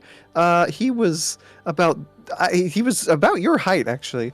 And he had, like, black skin. I didn't get a good look at his eyes. It looked like... But just awful, gross. Yeah. And he seemed to be controlling the dream. Like, messing with me, taunting me. And now I feel... awful. Like, everything is just wrong. Does that ring any bells for you? Not particularly. Oh. What did you have to eat the night before?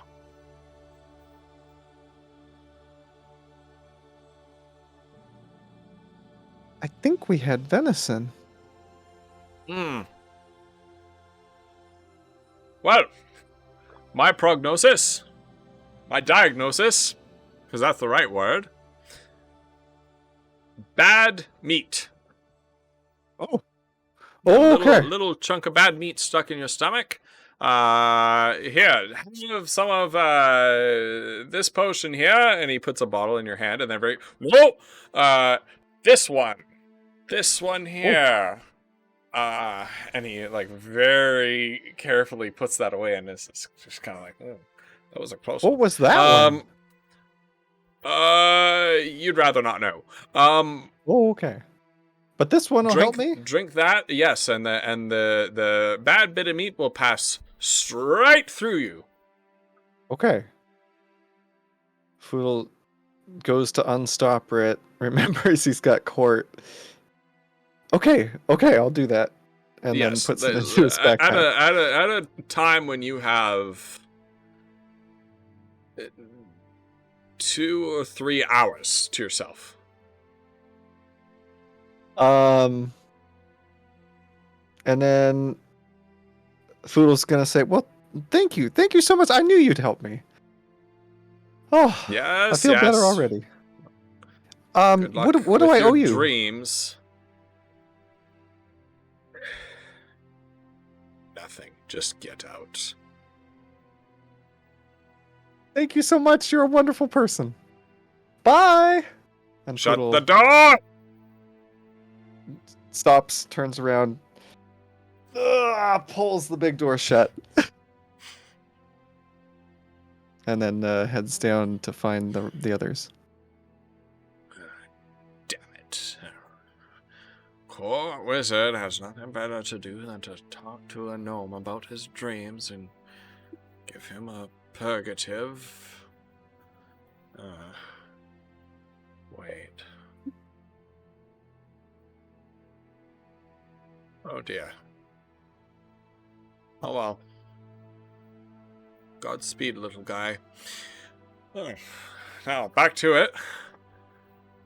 Did she just give him like a bottle of ecstasy or something? We're gonna find out. You know what? You know what the best part is? Before Ghost even said that, I was in the middle of writing "helpful" in quotes. Benedict's entry. Oh my god. Oh, no. Kiona or Mazza, are you two doing anything? Are you two doing anything before court? Kiona will, she has maybe a little bit of a rose-tinted goggles view of a court. So she wants to go. There is an assumption that there is some kind of like pre-gathering where all of the court's people like hang out and gossip and whatever before the court actually starts, right? Yeah, there's like a they actually will gather inside of the throne room before and court like starts, mill about. and yeah. So you've watched Game of Thrones. Yeah, they'll walk around to each other in court and be like, "Oh, I see you're wearing that color dress." Right. You know, they do that whole thing, and yeah. Yeah, Kiona wants to go and lurk.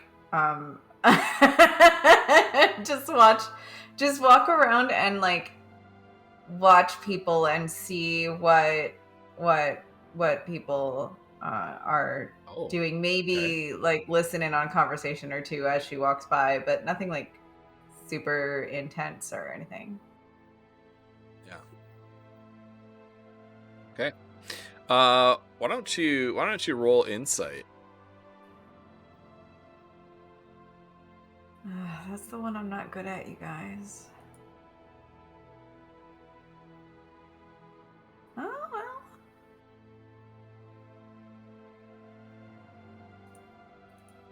$16, good sir. 16. Nice, yeah. So you hear a lot of rumblings about, well, first of all, you see about like 4 women and 6 men all come around to each other and variously threaten each other over small perceived personal slights. Mostly revolving around some kind of sexual politics. They all end the exchange with "Stay away from him or else," and then go to their own separate corners of the. But there's a lot of rumbling, like even overtaking that, which seems to be the standard for, a royal court or whatever. Even more than that is talk of the news of the day and in fact the whole season, which is the arrest of High Priest Matilda that was prosecuted last night by the Royal Guard. Everybody's talking about it. Usually, oh, simply dreadful. They marched straight into the temple itself and pulled her out in chains. Can you believe something like that? Nothing like this has ever happened before. You hear all of this kind of talk. People just speculating about this, quite openly and quite wildly. And you hear all sorts of like conspiracy theories about, I bet it was Shiraz Shadeheart who tricked the king into this, and I bet it was an internal coup by the elves, because one little tasty tidbit that you do pick up on with your lovely what did you say, 16? It was a pretty high insight roll. One thing that you pick up on is that it's very rare indeed, and you had kind of been clued in on this previously, that Matilda was always a bit of a controversial choice for the high priest of this temple, which is the Temple of Staravia's second most important religious site in the world here, next to the main temple, the original temple. and that the Council of Light in Luxair had always appointed elves to positions of this level and this stature, because of the thinking that humans, being short-lived and materialistic as they are, and as the people kind of talk about this, they're kind of a little bit bitter in their tone. Being short-lived and materialistic, it was always assumed that humans were more susceptible to corrupting influences than elves were.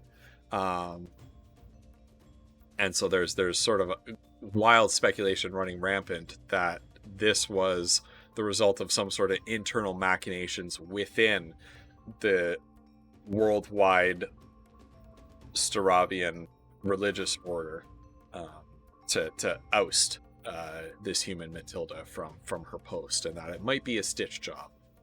Right. Okay. You hear a lot of concern that Dyer and his followers are expected to be, if nothing else, emboldened by this news, because they've been making a lot of hay and have been getting a lot of people to come over to their side, out of making out the temple as kind of this traditional, old-fashioned institution that contributes to keeping the lower classes down in society. Even in the wake of crises like the Goblin Wars that happened here, 3 years ago, as opposed to a year and a half ago for when the invasion reached your lands, that the temple has done little to help the ordinary people, and that Dyer has been making a lot of hay out of this, and pumping the fist and pulling out the torches against the temple as a popular movement. And so it's expected that he's going to become, and his followers are going to become, emboldened by this news. Okay. So that's what you're able to make out in your sort of early attendance. Mazza, are you doing anything in this time?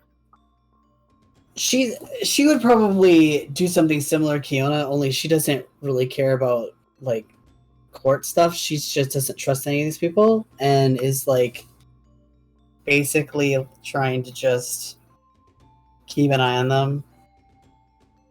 So she is not totally creeping around, but is kind of creeping around, maybe stalking around. But and you're keeping an eye on people, yes? Yeah, like because in the letter, a specific thing that was like, there's people in the higher ups that are part of this, and so she assumes that some of these people have their fingers in it. So, All right. Well, roll an insight check.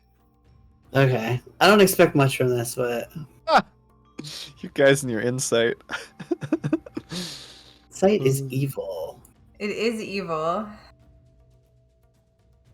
And yet we still do pretty good at it. Oh, that's decent, actually. What'd you get? It's 17. Well, 16. Nice. 16 or 17? Yeah. 16 is, well, does that, that includes it, doesn't it? So it is a 17. Yeah. Yeah. Okay. Yeah, so you don't pick up on much in the way of reason to suspect anybody of being having nefarious motives within the court, which is not a surprise to you. As you said, you didn't expect much from it, because if they're able to last this long in the royal court, and not be picked up on suspicion, quite unlikely that a half orc poking around and glaring at everybody is gonna unearth some conspirator within their ranks. You do hear, like Kiona, a lot of rumbling, a lot of rumors. Let's pull up my notes here. People are speaking about this in hushed and fearful tones, what happened last night. But many of the sort of upper ranking people that you kind of eavesdrop in on and listen to, they sound They sound kind of shocked but not surprised. It sounds like this actually explains a lot to them of what's been happening. People wondering, like, well, this certainly explains how one small gang in the Duskway can rise to dominate the entire quarter's underbelly, doesn't it, my dear? With the Temple of Light secretly backing them, who could stop them from going from some 2-bit group of corner street rats to an entire thieves guild? It's still quite strange.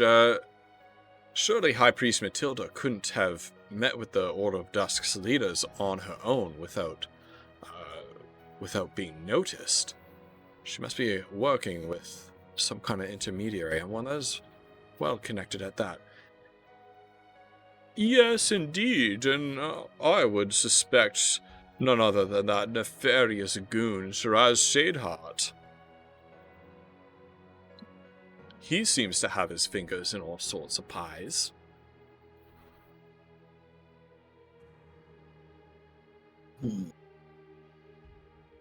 So, once again, you're just picking up on all sorts of speculation. That's fine. Well, and Mazra is good at taking speculation and running a million miles with it, so.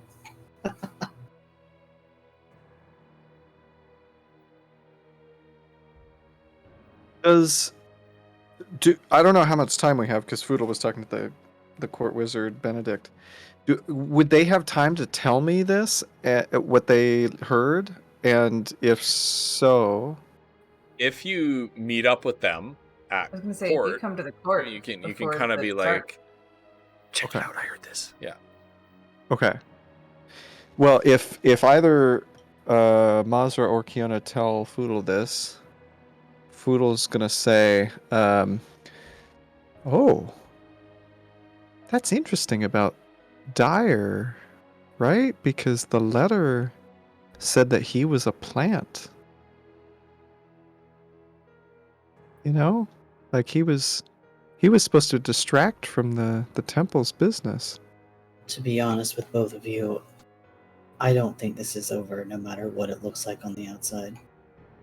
We never really got to the total bottom of this, so. Yeah, and I wonder, did the guards? We told them about the portal. I told King Samus about it. I wonder if they found it and figured out where it went. It's a little risky just going through a portal, but they're the guards. I don't know. I'll have to ask them. Anyway, apparently, Kiona, great news. I don't know if it was the same for you, but that venison that we had? I spoke to the court wizard about my bad dreams, and he said it was bad meat. And so he's got this... Look, he gave me a something that maybe we could share it. I don't know. I'm just, we're both small. So, but not now. Don't drink it yet. We'll drink it after court. It should flush us out. Does she recognize it at all? Probably not. Suppose you have to roll an Arcana check to see if you can identify what it is. 17. A 17. Yeah. Okay. Roll 20 apparently loves me tonight. Hold on. Yeah, wow. Good night, Bruce. Thanks for chilling. Oh, good night, Bruce.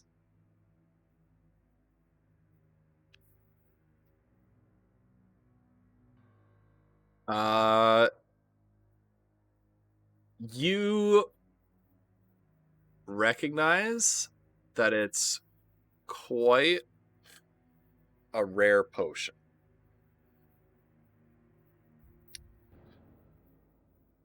Foodle, are not you sure? 100%. You're not 100% sure what it is, but it doesn't look like some regular medicine to you. Are you sure that this is for bad venison? Because this does not look like anything I would maybe get somebody to look at this before you drink it. Really? He said it was gonna get rid of the bad meat. I don't know. He seemed like a nice guy. I was very It looks an awfully charming. lot like something. I feel like I've seen it before, and I just don't think it's just something that would help you pass some food. Oh. Yeah, your body will do that for you naturally after a while. Right. I feel awful, you guys. Like, I don't know. I mean, I know we had mentioned it earlier, but I feel just... I've never felt this bad. Like, physically ill? Kind of, but also just like... Everything's foggy. You know? I just feel like I've got a permanent migraine or something. That doesn't sound like bad venison to me. Well... I don't Maybe know. go see a healer when we get back. Okay. Yeah, I Probably mean... a good idea. He was an old guy. Maybe he got it wrong. He seemed nice enough, though. His I name would was definitely get Benedict. that bottle looked at. Benedict. All right. Okay. Anyway, well, Right. interesting. As you're Wonder if here they'll- talking, oh. the rumble and the ripple and the ebb and flow conversation kind of washes over you from people all around. There's sort of hushed murmurings, and some people kind of look at you a little bit funny and then turn back to the little circle of people that they were talking to, and kind of like, it's like people look at you and then they turn around and go like Just gonna wave and smile. yeah. Magical layers. They look Perfect. perplexed by the wave and scandalized by the glare, like, oh my word, she's looking this way. Why don't we go over here, you guys? And Kiona will herd them a little bit away from that group of people. So you find a little spot in the throne room to situate yourselves and rest. Chancellor Valora ascends the dais upon which the thrones are seated. She takes her usual place, standing just to the side of the empty main throne, the royal throne. She immediately notes your presence as you're kind of moving through to find a place for yourself in the hall, and watches you with an inscrutable gaze.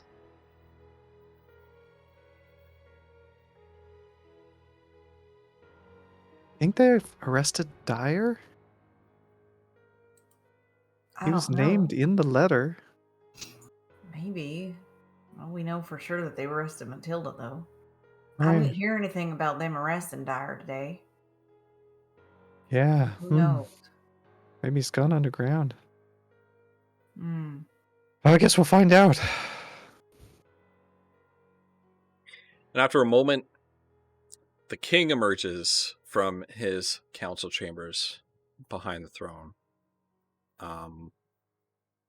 looking young and handsome as he ever does, but his brow kind of knotted together in the same frown of anxiety and stress that you saw upon his expression the night before, as you brought this evidence to him. And from the dark circles under his eyes, you kind of get the impression that he may not have gotten much sleep over the previous night. A tense silence falls upon the hall as all eyes follow his stiff-gaited walk to the throne. King Seamus lowers himself onto the throne, and there's a collective whoosh of exhaled air as the assembled courtiers seem to all realize they've been holding their breath at the same time. The tension in the room is palpable.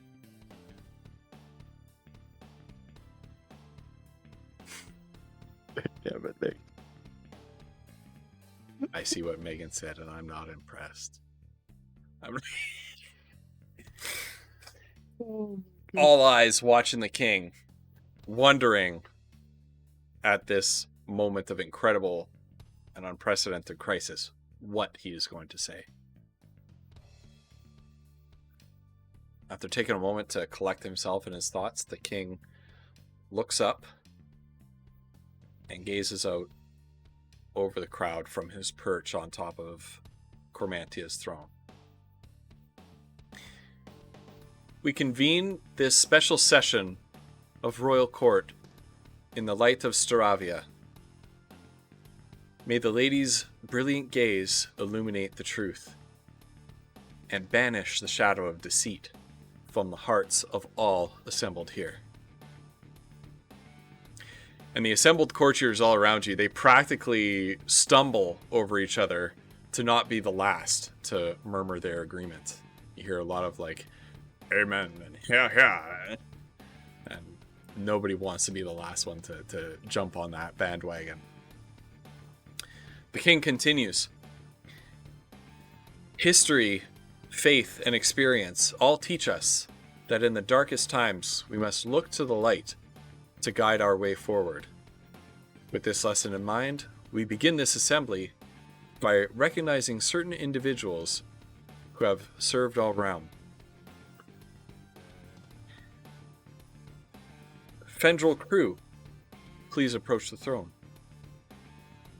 And you see a middle-aged man kind of break off from the crowd, walk up the sort of carpeted central aisle that the crowds keep clear, and kneel down before the king. And there's a brief ceremony as the king rises, walks down the steps with a sword, and dubs the man named Fendrel on the shoulders, declares him a knight, hands him that sword, and dismisses him.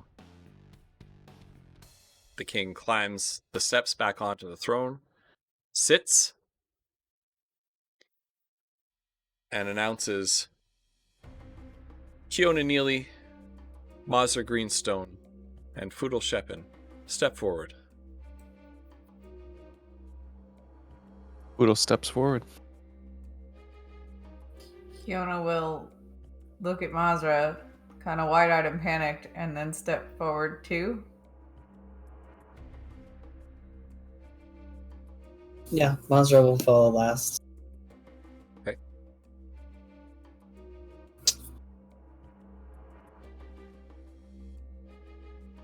As you come forward and stand before the king,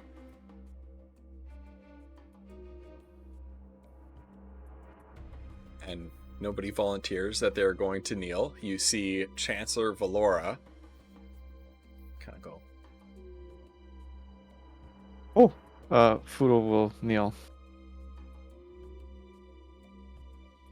Yep.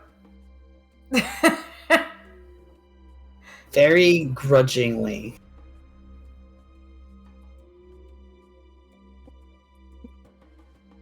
okay. And Seamus waits patiently, We're such his messy face guys. an impassive mask as he waits for Mazra to finally kneel. And once her knee hits the carpet-covered flagstones, he looks at you, looks all around the crowd. He says, "You and your people came to Cormantia seeking aid, but instead you have provided it to our realm many times over.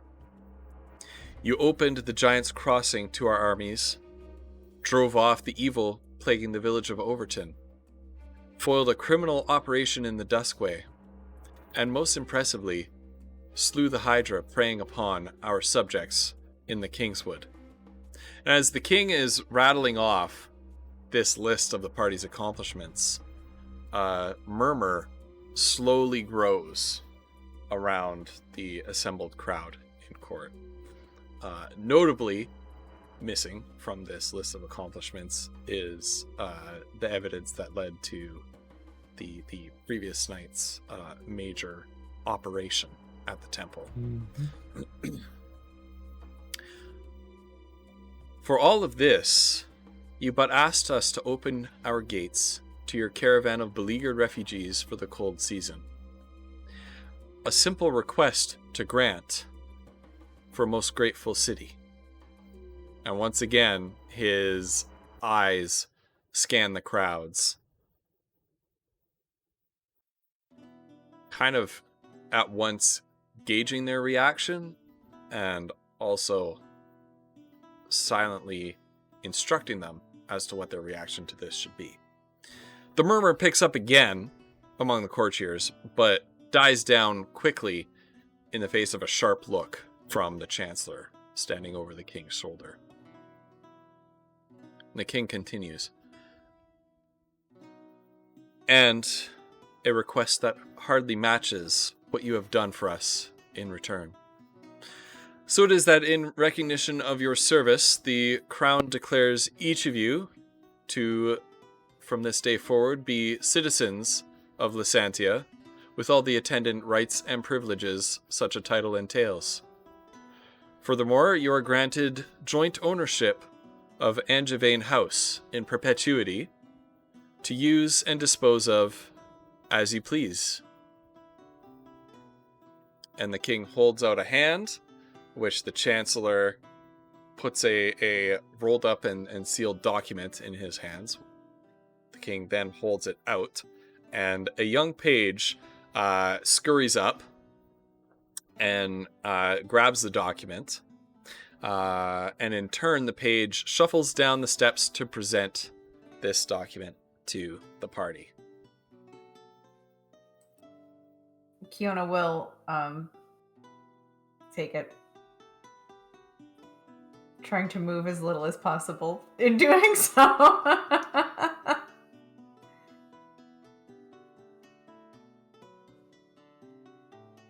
And the king nods in a similar fashion to which he nodded to Fendril, now Sir Fendril the Knight, and you recognize that as your dismissal. Thank you, sir. Your Majesty. And you hear, King guy. She doesn't know what to say. She just doesn't. You hear Valora hiss, "Your Majesty." She will correct herself, but yeah, it's too late. So that was our signal for dismissal. So Yeah, Foodle will get up and, sort of do a head bow and walk right, off. do the thing. Okay.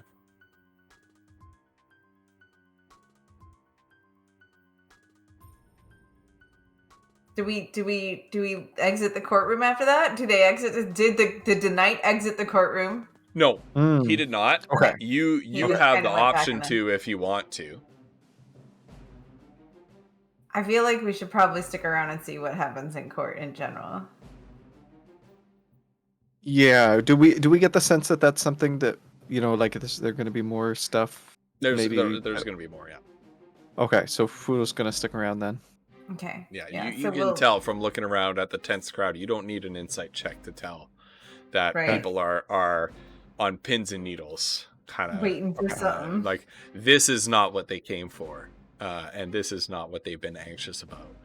There's a little bit of side conversation, a little bit of chatter about welcoming refugees into the city, but no one dares say anything about it in more than a whisper, because the king just detailed all the reasons why they're welcoming the refugees in, and nobody appears to want to speak out against that or offer any real criticism of that.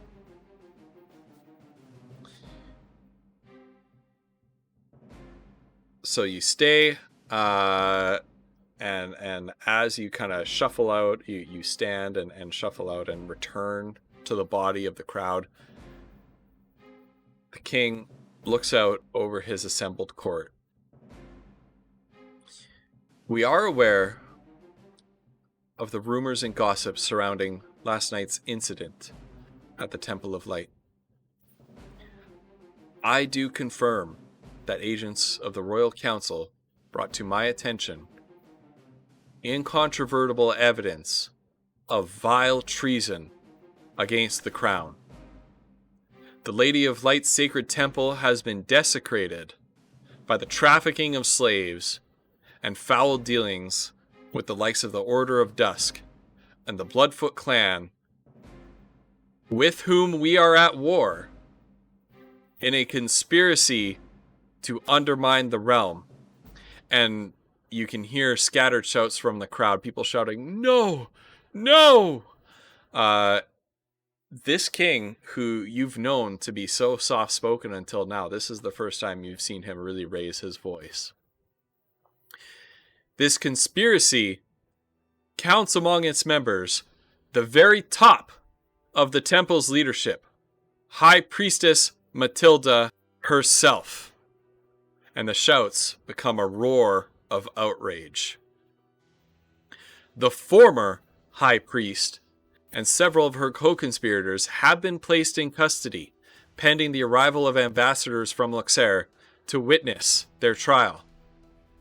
I have been in communication with the Council of Light since the very first moment of the crisis, and I assure the faithful that their outrage at this affront to the Lady exceeds our own. Until a new High Priest can be appointed, Grandmaster Calder of the Cormantian chapter of the Knights Radiant shall serve in that role. She has the crown's full blessing and support as we move together hand in hand to repair the damage that the conspirators have caused. We have wounded the snake in our garden, but make no mistake, we have not killed it. As we speak, agents of the crown are working tirelessly to unravel the full extent of this conspiracy and expunge its corruption from our city. And at this, there's a raucous cheer that rises up in the court. And the king, saying nothing more, stands, holds up his hand to the crowd, turns, and stalks out of the room, seeming barely capable of holding in his righteous anger at this. And at this point, the assembled courtiers begin to kind of descend into murmurs and begin to kind of disperse and spread back out. And the well-cultivated order of the assembly, created by the king's presence and the nervousness that it brought with it, fades back into that jumble of pockets of courtiers kind of mumbling to each other and speculating about what's going to happen next.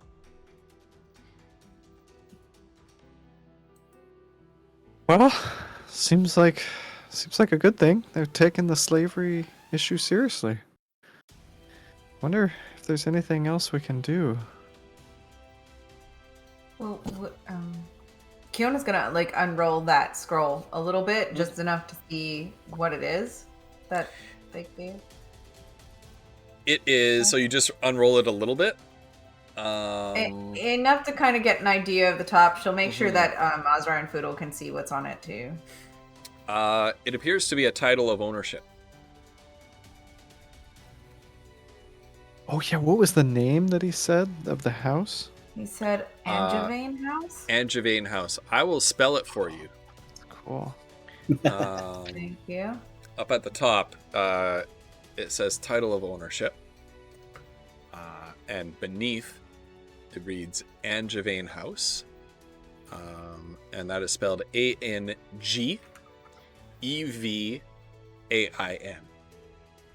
I-N. Oh, it's almost there. Okay. They gave us a house? That's It is. amazing. Is it haunted Where or something? is this? Is there like an address on it that we can like pinpoint on a map? Do you unroll it further? Yeah. Okay. So you unroll it. This document is a title of ownership, which describes a 12-roomed manor house and surrounding grounds on a generous by urban standards, but you guys are all country bumpkins, so you're used to like, an acre as being an acceptable amount of land. This is not an acre. right? So it's apportioned. You got a little patch of ground, with a 12-room manor house plunked down on top of it. So describes a 12-room manor house and surrounding grounds, formerly owned by a family named Angevin. The party's name, so your three names are registered as the new owners at the bottom of the page, with the king's seal affixed beside them to make the transfer unmistakably official. Oh, Oh my. that's amazing. That's so many rooms. That is very big. Think of everything we could do there. Okay. Well, she'll kind of like close it back up a little bit and look around, and be like, well, I think maybe we should go and go see what that's about. Yeah. Or maybe we should go back to the caravan and tell, that's what we should do. Go back to the caravan and tell the mayor that we want the caravan. Yeah, but if it's tell the mayor, she'll want to move in. Well, I mean, I meant about the caravan being able to stay at the city. Oh yeah. Yeah, not necessarily about our house. That's a really good point. I mean, we should probably tell them definitely about that too. Yeah, we do need to do that. Ghost, did Phosphorus, you're part of like a refugee community, and you're like, I don't want nobody else living in my mansion. No, 12 rooms. Family is Right, 12 I'm rooms. also That's feeling already crazy. only 4 rooms each. Like, I'm telling you, Foodle's entire family is moving into this house. Just so you guys are aware. So this is out of character. Did Foodle get the sense? So what Foodle wants to do right now, before they go back and talk to the caravan, Yeah. Foodle wants to go talk to the king and see if there's anything else that they can do about the slavery. So Foodle is really worried that they're trying to. So, oh gosh, how do I put this? So it sounds to Foodle like they're dealing with this by cutting off a supply of slaves, right? They're arresting all the heads of the slave ring, and trying to track everyone down, replacing the leadership of the temple, right? The problem is that doesn't do anything for the demand for slaves. And so Foodle wants to know, like, because Foodle's apparently he's getting into the smoke leaf business. This is something he knows about, where you can't just stop the supply side. You have to like figure out what's going on with the demand. So it basically does he have a microeconomics presentation for the king? Yeah, well, I feel like PowerPoint? what's her name? Kat probably taught him some of this stuff at some point. Yeah. Well, basically, so did Foodle get the sense that this would be a good time to talk to the king, or a really bad time to talk to the king about this stuff? Roll an insight check, reminding you at disadvantage. Great. Okay. I'm gonna assume Kiona is with him when he goes to do this. Well, right now Foodle's just trying to get a sense of what the king mood is. So 9 plus 5 is 14. 14? Now is not the time. Okay. So Foodle's going to... Does he share that with? Does he share his concerns? Like, nope. He doesn't say anything. I was trying to get Ghost on board with what was going on in Foodle's side. Well, because I mean that's fine too, because Madra she's not done with this either. Like whether they're done with us being done with it, she's not done with it personally. So. Okay. Kiona assumes that they'll send them a message when they need them for the next assignment or something. So Foodle's going to look. Gave us the house. So. Right, yeah. They do seem very thankful. So Foodle's just going to look at the war room behind the throne, and then turn back. Okay, yeah. Kiona, you're right. We should tell the mayor. Mayor Roundtree. Yeah. Kiona will go and fetch the horses and wagon and get them ready to take the three of us down to the caravan. Okay. While Kiona's doing that, Foodle's gonna say to Mazra,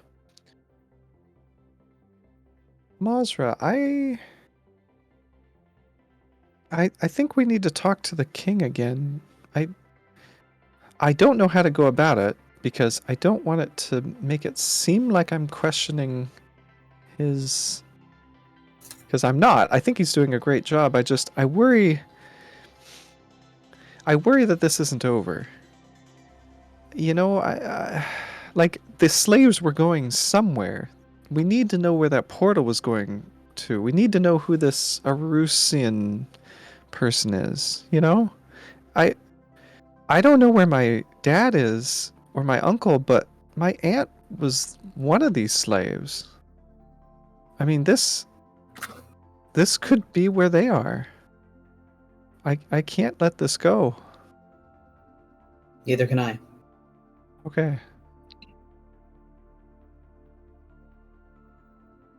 My suggestion is we can either give him a couple days and approach him again, or just go about it ourselves. Okay. Yeah. We saw plenty on that map up in that office, so that may give us some points to look at. Right. But I would suggest that even if they don't contact us, that we continue working ourselves. Yeah. Yeah, and I'm curious to see what happens to Dyer. He wasn't really mentioned. True. All right. Well, in the meantime, it's good news for the caravan. They're going to be inside some safe walls for the winter. So. Oh. The winter, which in this world is called. Oh shit. Cauliflower. Yep. Oh no. Right. Yeah, That's they're going to right. be warm and safe inside the walls for cauliflumps. So looks like it's going to be a really rough cauliflumps too this year.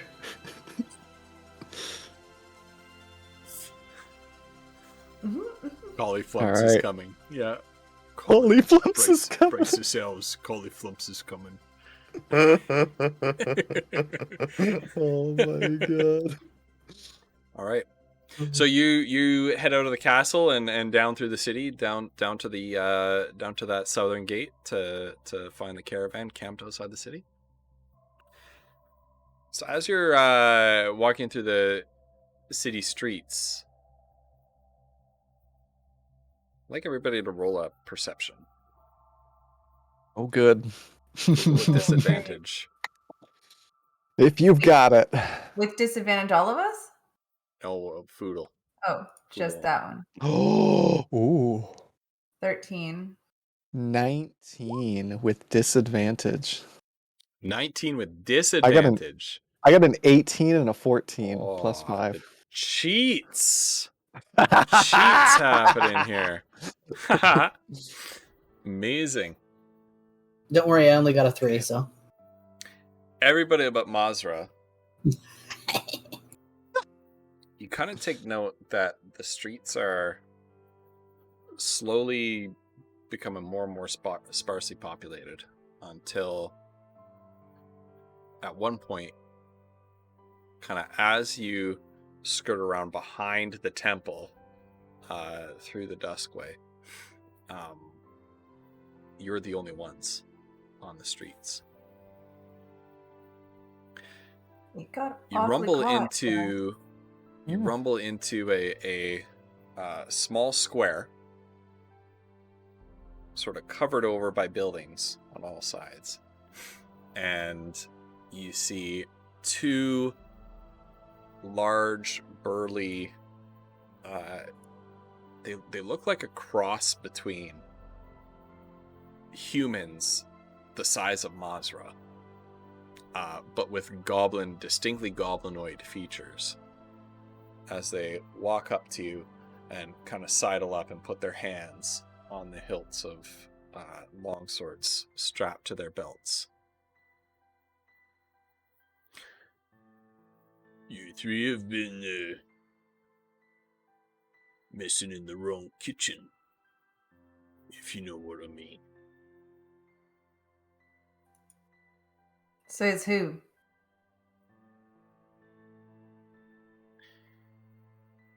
Says the boss. Are you threatening us?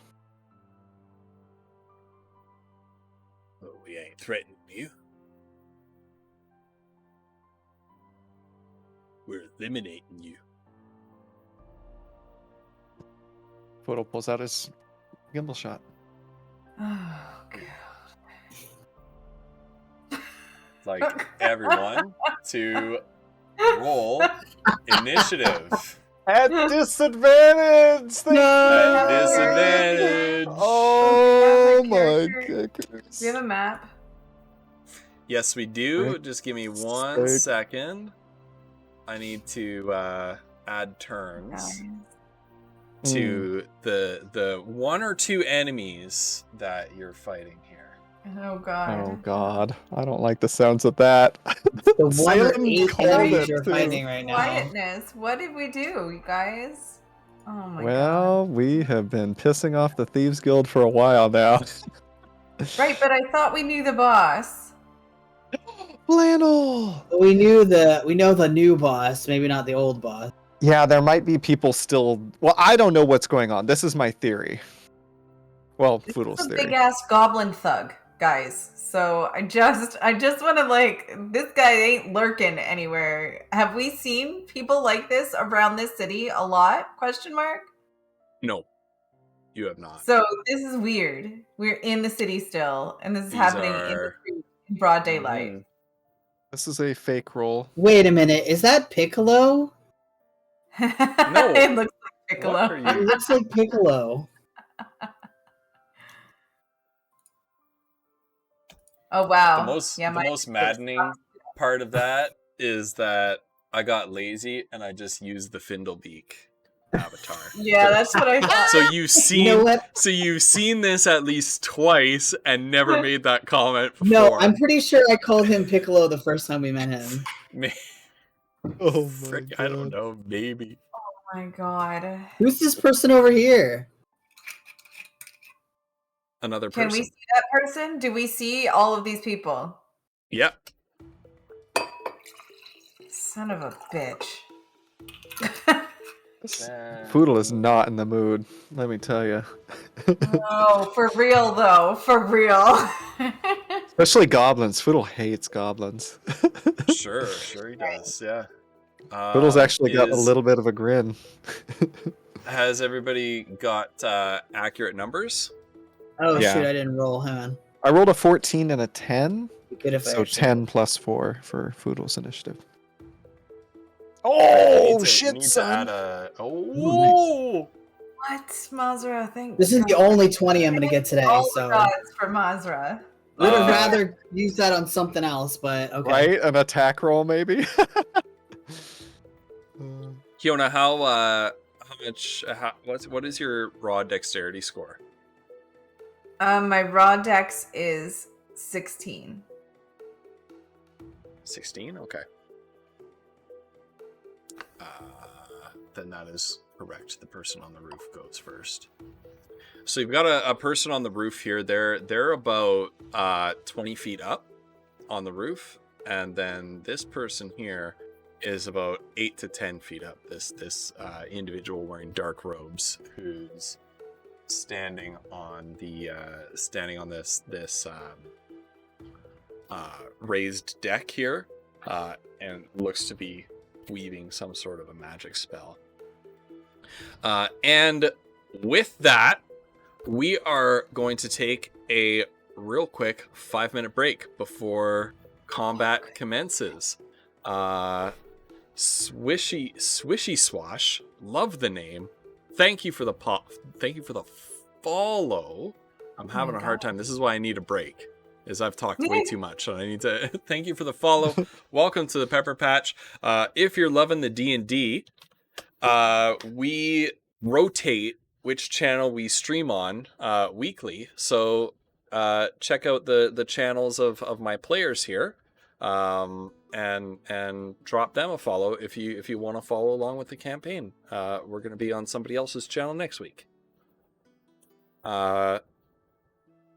You've created your NPC. I cannot wait, Bo.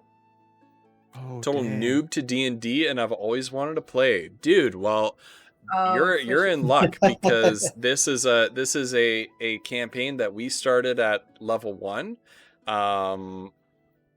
Both Flutterdye and Woof, so Kiona and Mazra on your screen, have played earlier editions of D&D a little bit.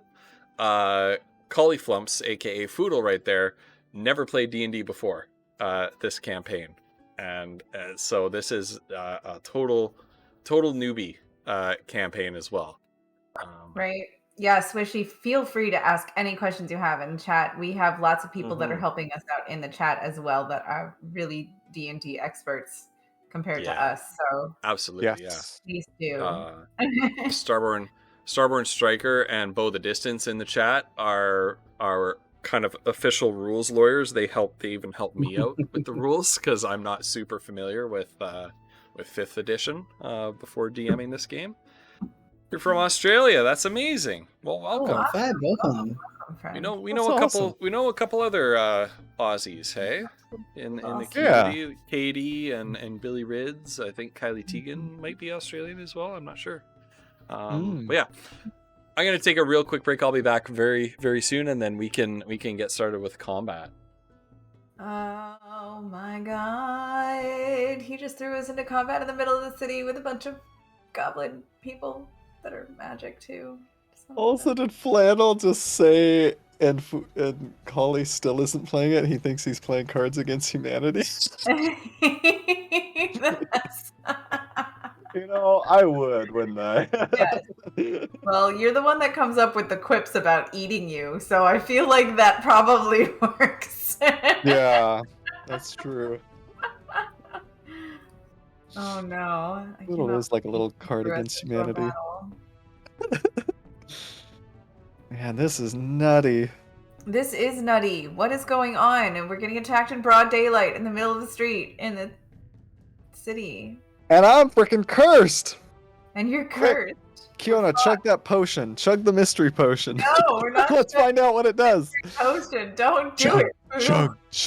We don't know what it will do. Okay, hold on. I gotta put my pizza away. I'll be right back. Okay. God, the D&D book tried to make character, but fell flat with it because of IRL stuff. Yeah, real life can really like put a dent in your D&D time. Yeah, I feel that.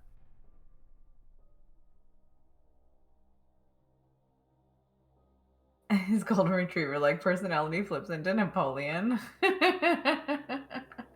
Surprises are good. Listen, we get enough surprises with Kiona's searches, man. I don't know. I feel like it's probably not something that we really want to experiment with. Because that guy's seemed pretty like nervous about giving in to Foodle, so man, I don't even know. Oh my god, Flannel. Once he gets a hammer, his golden retriever personality flips to Napoleon. Foodle, let's conquer the world! Yes. Oh, that's true. Foodle has it. That's right. He could totally chug it. Kiona slipped that deed of ownership into the bag of holding, FYI. Oh, good thinking. I will be right back. Also, Swishy Swash, we have, so you may not be super, this is a brand new campaign for you. We've got a little blurb just to get you, like, introduced to the characters. Obviously, it's not like, it can't possibly be encyclopedic, but it gives you sort of the elevator pitch.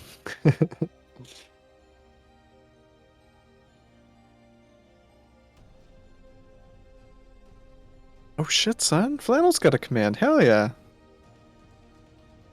Oh, that's right. We've got character sheets. Right. I've got the... Hold on. I might be able to nab it for him. I don't know if I can edit his commands, but... Commands? Well... Bo just noticed that one thing that we haven't all done yet is the character sheets. Oh, nice. Oh, yeah, and Swishy Swash, you were saying that you had tried to create a character, going through the book, like the create a character process. If I hadn't had Ghost on a Discord call with me, walking me through it, there's no way I could have created a character either, so that's crazy. Yeah. Good on you for attempting it.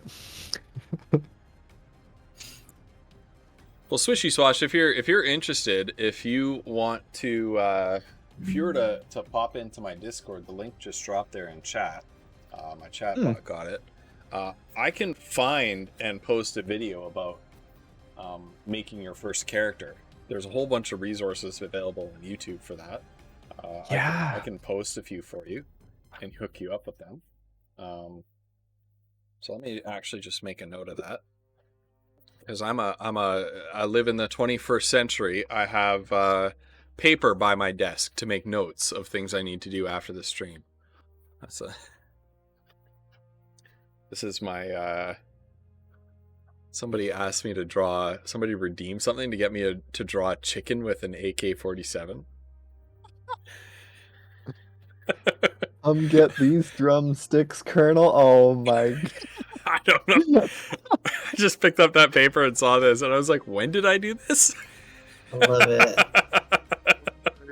I feel like that must have been a squanchy thing, surely. Okay, so post some character tutorial vids on Discord for Swishy. Done.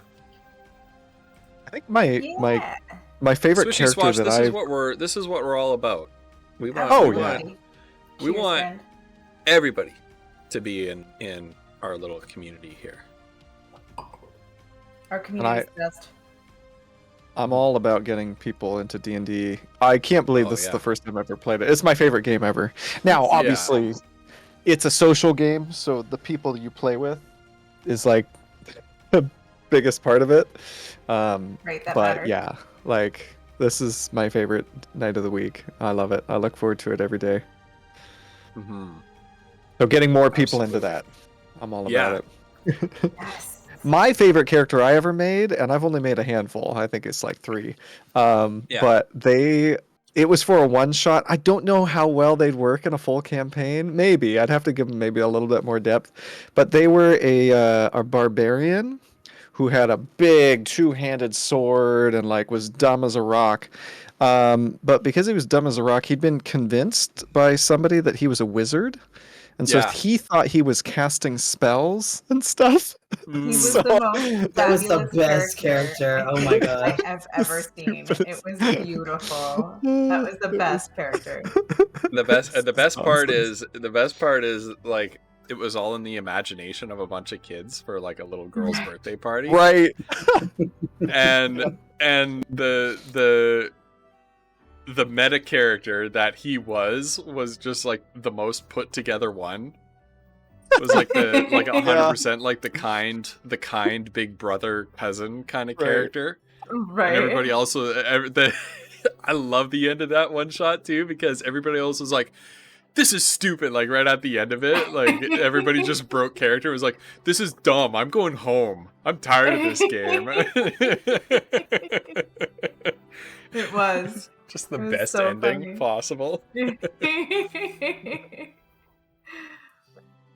So it was like his cousin was visiting or something, so they put on this game, and this little game of make believe.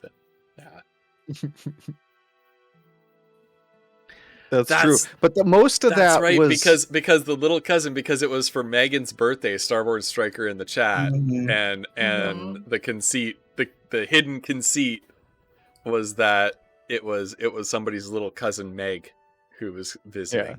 Right. So they played a game of D&D with them. Yeah. That was so cute.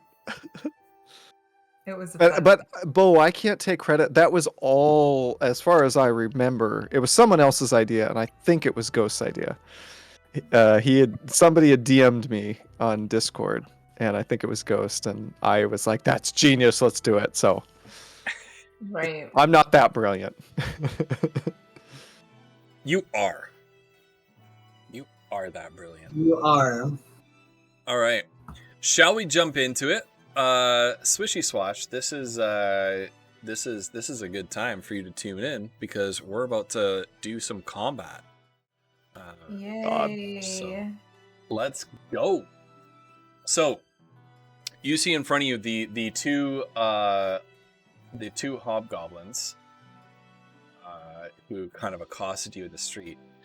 You hear some footsteps clattering against some roof tiles up above your head, and you look up. And you see this human woman sort of draw back an arrow on her bow and aim it down at you. And then over here, a figure in dark robes weaving their hands around as if preparing a spell. Mazra, you're up first. All right. I'm going to try to do this one-handed. I've been invaded. All right. So, she is going to, for the moment, she's going to focus. Am I? Okay. Just want to make sure I was not muted. Just for the moment, she's going to focus her attention on this guy right here. So, she is going to cast. So this is a bonus action. So she's going to use this. And basically, so it's basically whenever the next time it is that she hits. So, she will attempt. She'll pull out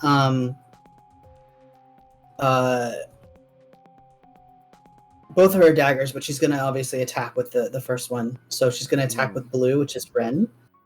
So she's gonna move there. Oh, thank goodness she wants to go down. Oh, thank goodness my arm is falling off. Are there squares? I guess there's squares. So she'll go 5, 10, 15.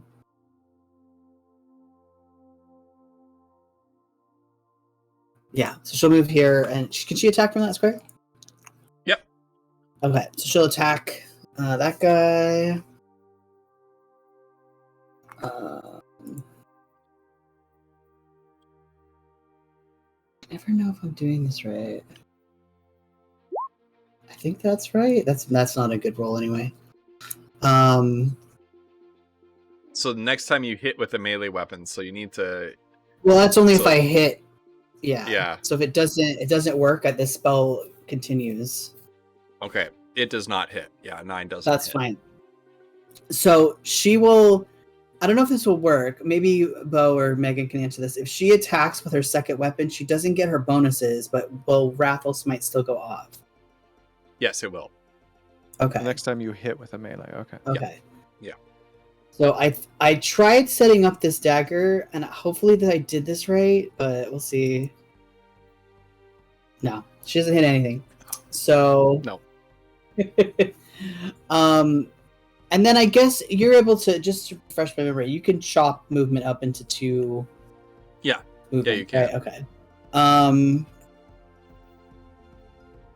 Trying to decide if I want to actually move her. This lady with the red hair. You lash out with your 2 daggers, but these guys, for all their goblinoid appearance, and you're used to killing goblins by the droves. These appear to be quite well trained and quite adept, and this goblin, even with your quick dagger attacks, manages to deflect both of them with his sword and push you back. Sorry, what was your question about her? Just a quick question. This lady up here, she's on top of a roof, right? Yeah, she is.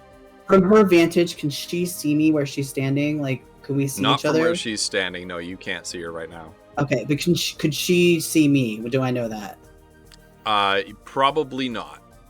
Okay. You can't know for sure. Okay, I'm just gonna move. If I stay within his range, he doesn't get an attack on me, right? Well, he wouldn't anyway, but I'm gonna move here just so I'm kind of over this way and just kind of keep in this guy's area. So. Yep. And that's me. That's it. Okay. So the one that you attacked, you kind of he deflected your attacks. You're moving around, roping open around this guy, ducking and weaving. He pulls his great sword up over his head and just brings it down on your head, kind of as you're moving and swishing about. Calmly sizes you up, watches your movements, watches what you're doing, takes stock of it, and just aims for like one big blow to come down on you. He can actually make 2 great sword attacks.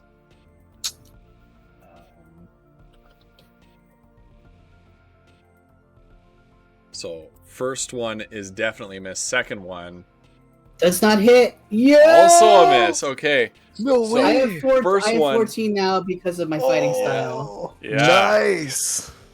First one. So that one would have hit. Is that what you're saying? Yes, it would have. Man, you need better AC, man. I know. First attack. Working on it. Overhead chop down. Crunk bites into the pavement just as you swish away. The hobgoblin growls. Sweeping with his sword, comes back up in a cleave that would have taken your head off, but you duck underneath it just in time. Foodle is up. All right, Foodle's got his loaded musket. He's going to take a shot at the one that is attacking Mazra. Okay. What are they? Sorry, I've already forgotten. So Hobgoblins. Hobgoblin. You haven't seen hobgoblins yet in this campaign. Very good. That's the 3rd natural 20 I've rolled. Okay, but it's still a 28 to hit. So, dang it, Megan. So Swishy Slosh, for your reference, Cauliflumps's character Foodle has been cursed. He has to roll at disadvantage. So disadvantage in D&D is you have to roll twice and take the lower result. Advantage is you roll twice and take the higher result. So what was your total? 28 to hit. No, you frickin'. I rolled an 18 and a 20, all right? You have got to be kidding me. Well, you can imagine 28 hits. Okay, all right, that's good. Let's get shot down. All right, Foodle is going to use... Oh, shoot, I didn't have it pulled up. A superiority die. Oh, I was going to add that, wasn't I? Okay, I'll do that for next time. Where is my document? D&D maneuvers. Here we go. Sorry, he's going to use menacing attack. Mm-hmm. And he's going to shout, "You chose a bad day to attack us. You're going to pay for this." And he is going to add this to the damage roll. So D10, D8, and a D6. Okay. Here we go. Oh my god, I got a 1.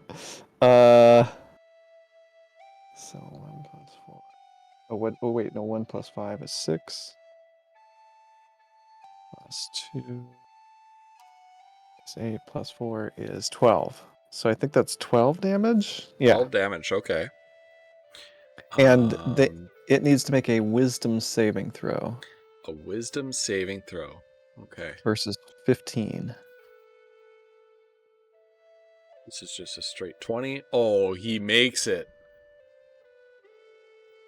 He makes it. So the shot rings out. He swings at Maja. The shot rings out. He curses as he misses the rogue, and then The musket ball impacts, cracks into his shoulder. And with one hand still gripping this giant sword in his hands, he kind of looks like this at the blood in his hand and looks up at Foodle. Doesn't have the effect you were hoping for. He just growls at you. Foodle is going to let go of the gimbal shot. It's going to float in the air and reload itself. And as it's reloading, Foodle is going to say, "Give me the power, Aaron Selch." And he's going to grab gimbal shot again and use action surge and fire again at the same guy. Ooh. At disadvantage. Dagnabbit. Come on, baby! It reloads itself. That's right, Megan. Okay. Okay, 16 to hit. 16 does not hit. Okay. All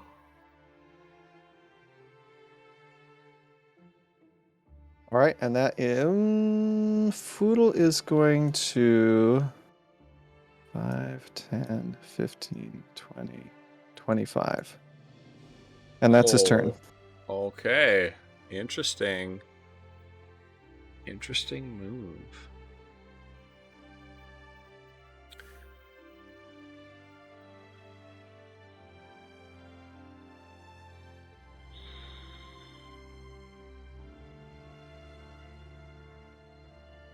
Always takes a little bit of time when you're...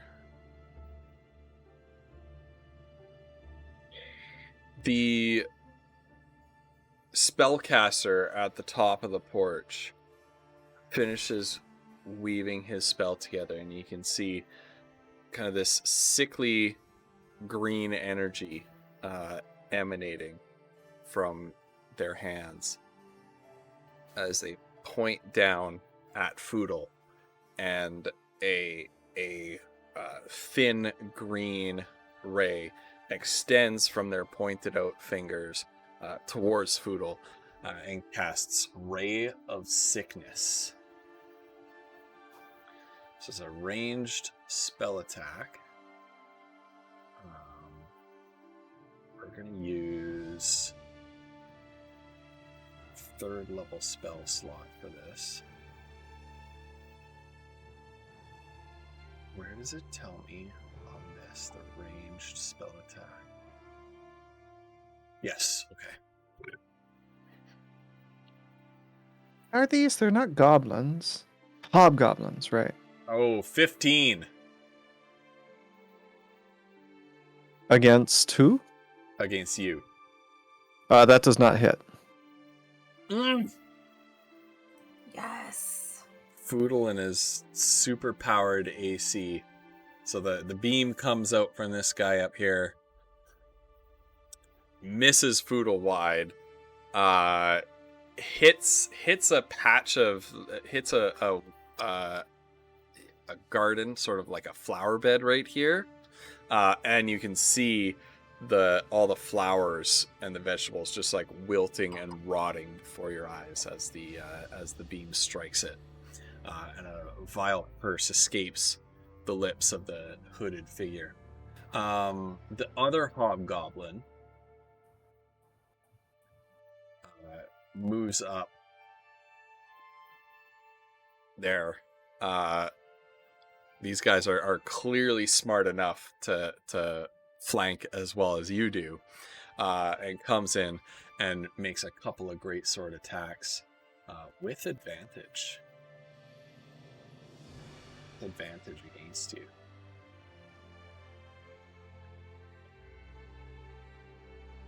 It's 4. So 2 swipes. The first one is a 19. That hits. And the second one is a crit. Okay, so advantage because you're being flanked by 2 enemies right here. Okay, and the first one is it 2d6 +2 slashing. So 2d6 plus 2, 8 damage for the first one. The second one is going to be 4d6 plus 2 because it's a crit. That was a pretty bad roll. You lucked out there. That was a decidedly below average result. Ooh, so you wow, take yeah. 17 damage in total. Okay.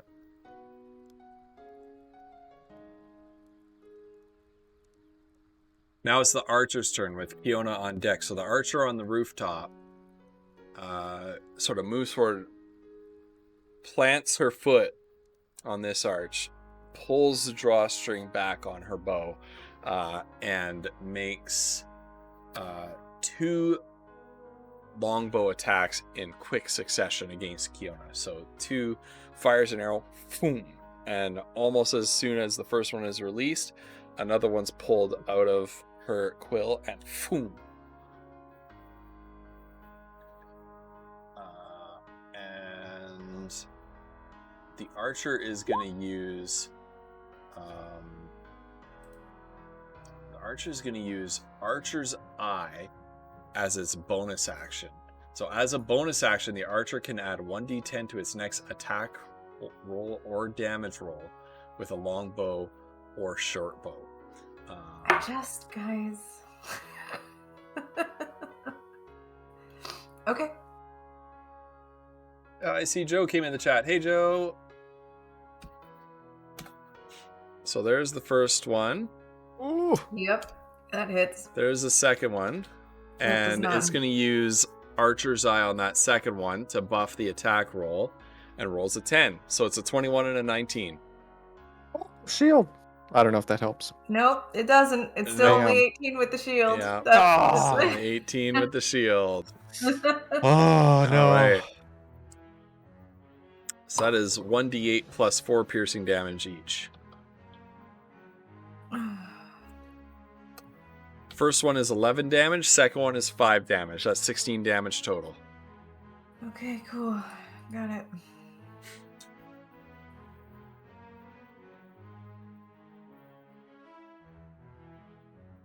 All right. Kiona's up.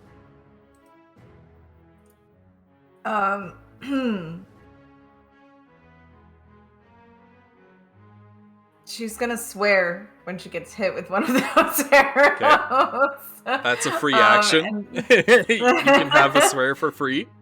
But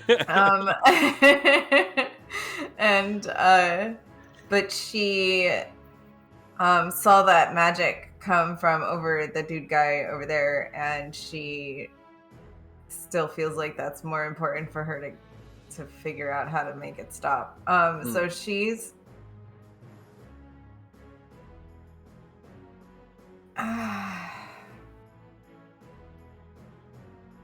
you know what? She's just gonna oh no, but should she just try? Should she just do it? And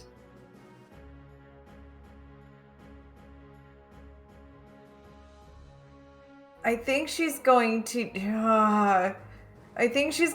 use Dimension Door. Okay. She's gonna grab the Everlasting Gobstopper out of her bag, and she's going to use Dimension Door to teleport herself. Where is my mouse? Here it is. Right up next to this guy and slap it in his face. Oh, shit. All right. What?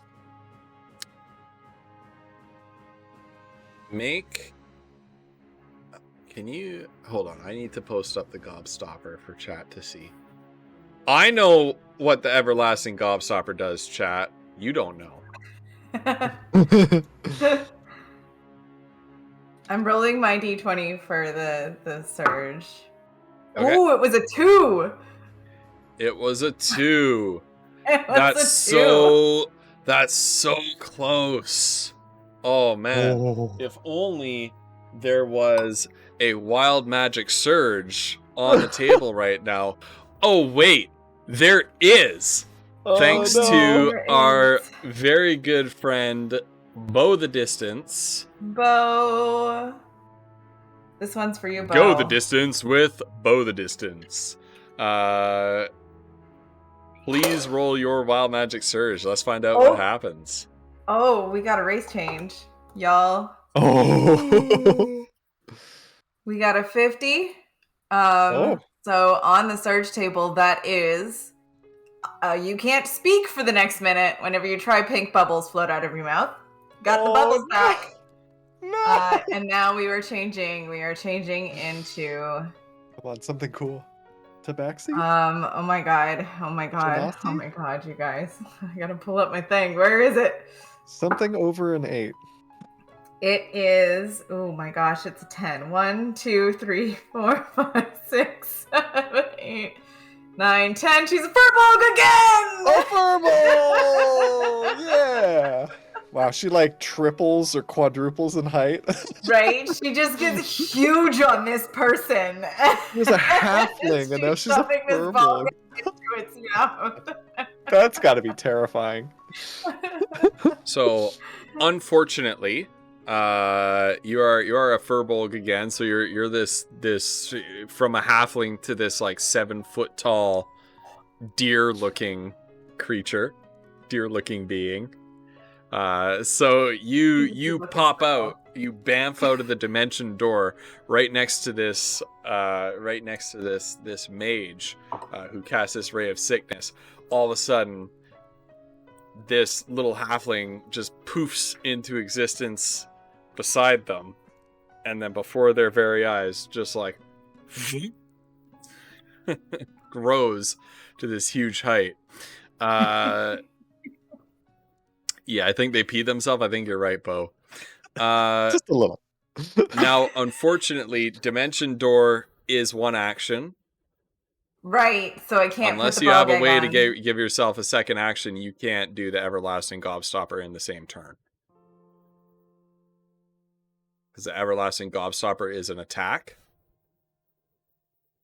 Right, I'm trying to. So you only have a bonus action. Oh, okay. Don't they have like quicken spells or something? Or is that not a thing? I don't know how sorcerers work. With sorcery points? I don't know. Yeah, but I don't have that one. I have careful and empowered. That's probably smart considering where Mazra and I are standing. Right. So no, I don't think she does. I mean, I can. Yeah, no, I don't think she does have anything she can do. Okay. So that's that. Okay. She's just big and threatening looking. Nice. With this, like staring at this thing, like kind of these two mages kind of stare at each other in confusion and shock for a moment. Mazza, you're up, and Fool, you're up in 2. I have a quick question. So the redheaded archer, how high up is she on that roof? 20 feet. 20 feet on the. Okay. So you do not have line of sight at this point because this wall is 20 feet high. Okay. And you are 10 feet away. I'm just checking something really quick.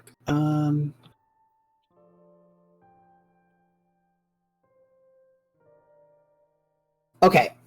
I'm going to try something weird. So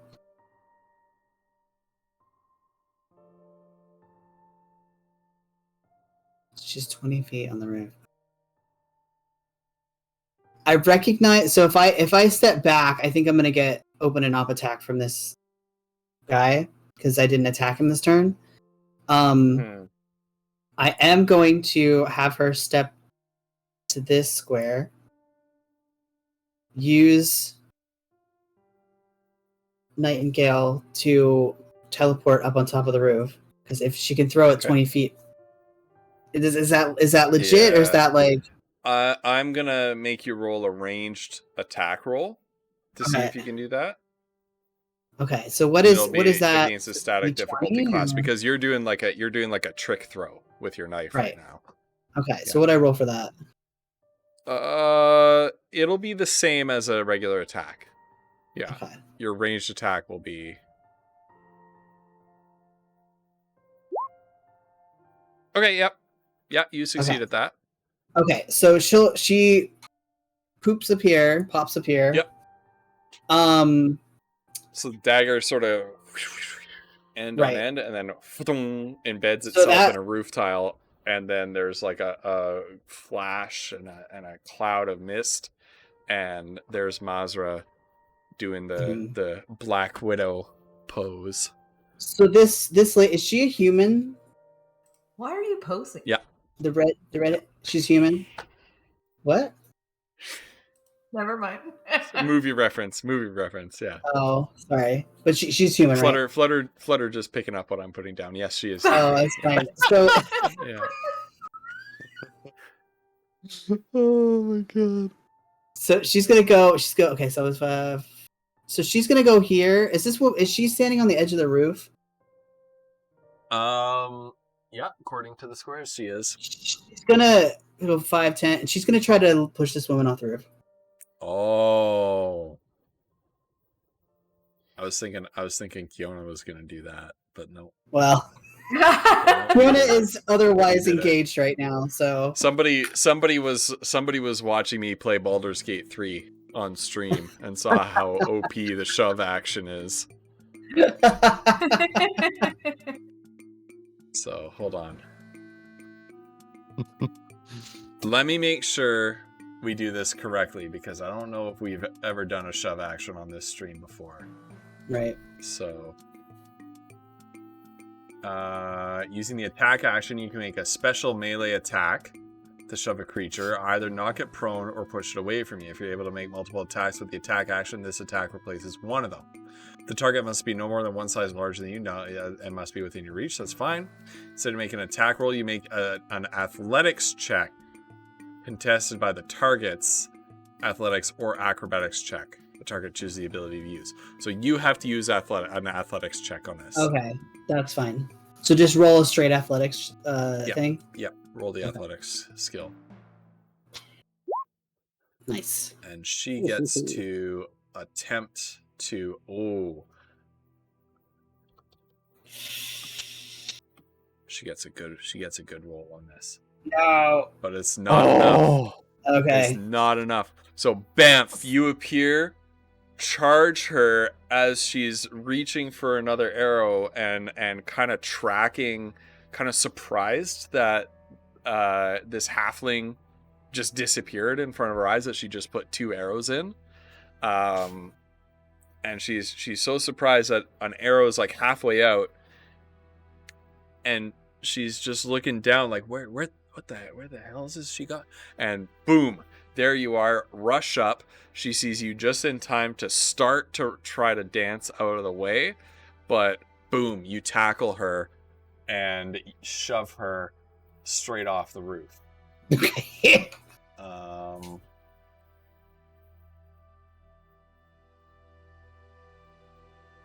Let me see. Falling.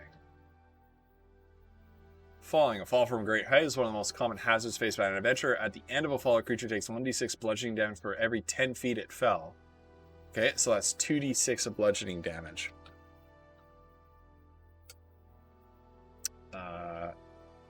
5. And the creature lands prone unless it avoids taking damage from the fall. So this archer gets knocked off the roof, tumbles head over heels in midair, and wham, hits the paving cobbles below with a and she is prone on her back on the ground. Okay. The only other thing I'll do, because I'll just finish my movement, I'm just gonna have Mazra just come back to the other edge of the roof, and that's. Mm-hmm.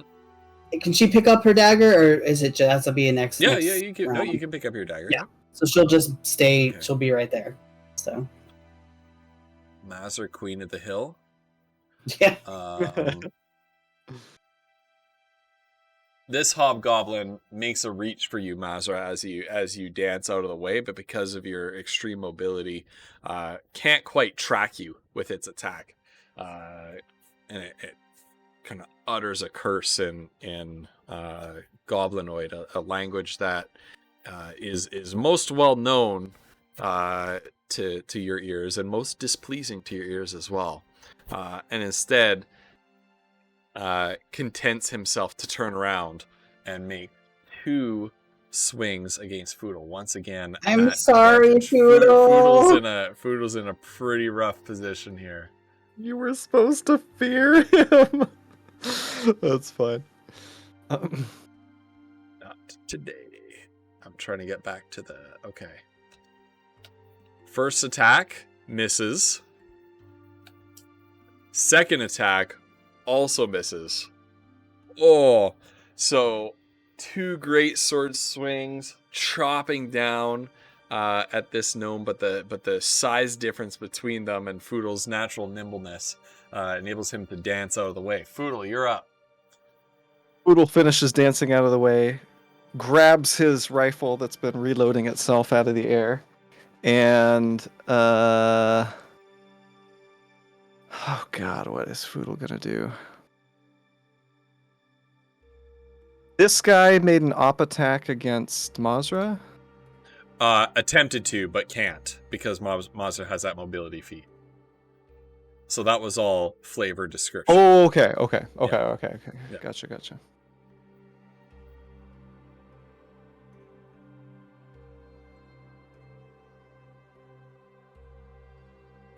Wow, okay, well, you got me in a pickle here. Well... To be fair, you put yourself there. Yeah. Yeah, I did. I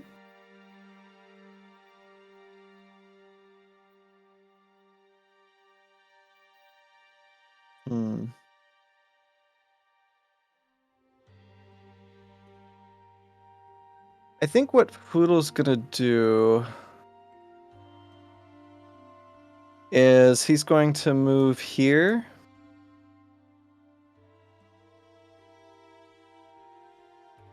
Okay, and then he's gonna keep moving. Yep. So okay. You're gonna draw 2 op attacks for that, right? I'm aware. Okay. That's why I paused after the first move. So my understanding, I don't think they have advantage. My understanding is that flanking does not apply to op attacks. Somebody correct me if I'm wrong. But I think flanking is it like did, but I have no idea. 2 I don't know how to play the game. combatants actively helping each other hem in an enemy that's between them, kind of working together against it. So I'm gonna make a ruling that op attacks do not draw. Op attacks do not come with advantage. Okay. So 1, 2. Second one's a 20. Wait, you get to attack twice on an op attack? Now well, you did you move? So the first one was this guy. Oh, you're doing both of their op attacks. I see. Right. Yeah. Okay, yeah. Foodle's gonna keep moving for sure. Yeah. Okay, so he's gonna take... this one tags you. Yeah. 5. Okay. Okay. And all right, and that's... Where's my health? There we go. 2d6 plus 2. That's 7 damage. 7 slashing damage. Okay. So as you're kind of dancing out of the way, you feel a sense of perhaps a little bit of overconfidence as the rightmost one's greatsword bites into the pavement at your feet. I have time for a little triumphant chuckle, but this one tags you as you're dancing out of the way, with the tip of his sword just kind of grazes your back as you're sort of spinning away. Okay, and Foodle is going to spin around, pull up his rifle, and activate the bracers by whispering "Power of the Forest" and fire at this guy right here. And he's going to cast Ensnaring Strike on this musket ball. Okay. And we'll see if that works. So that's one roll. That's the other. Okay, so that is a 21 to hit. Yeah, plus 10. I rolled an 11 and an 18. Even with the freaking okay. Yeah, you hit. That's a hit. So Foodle's also going to use because it's a hit.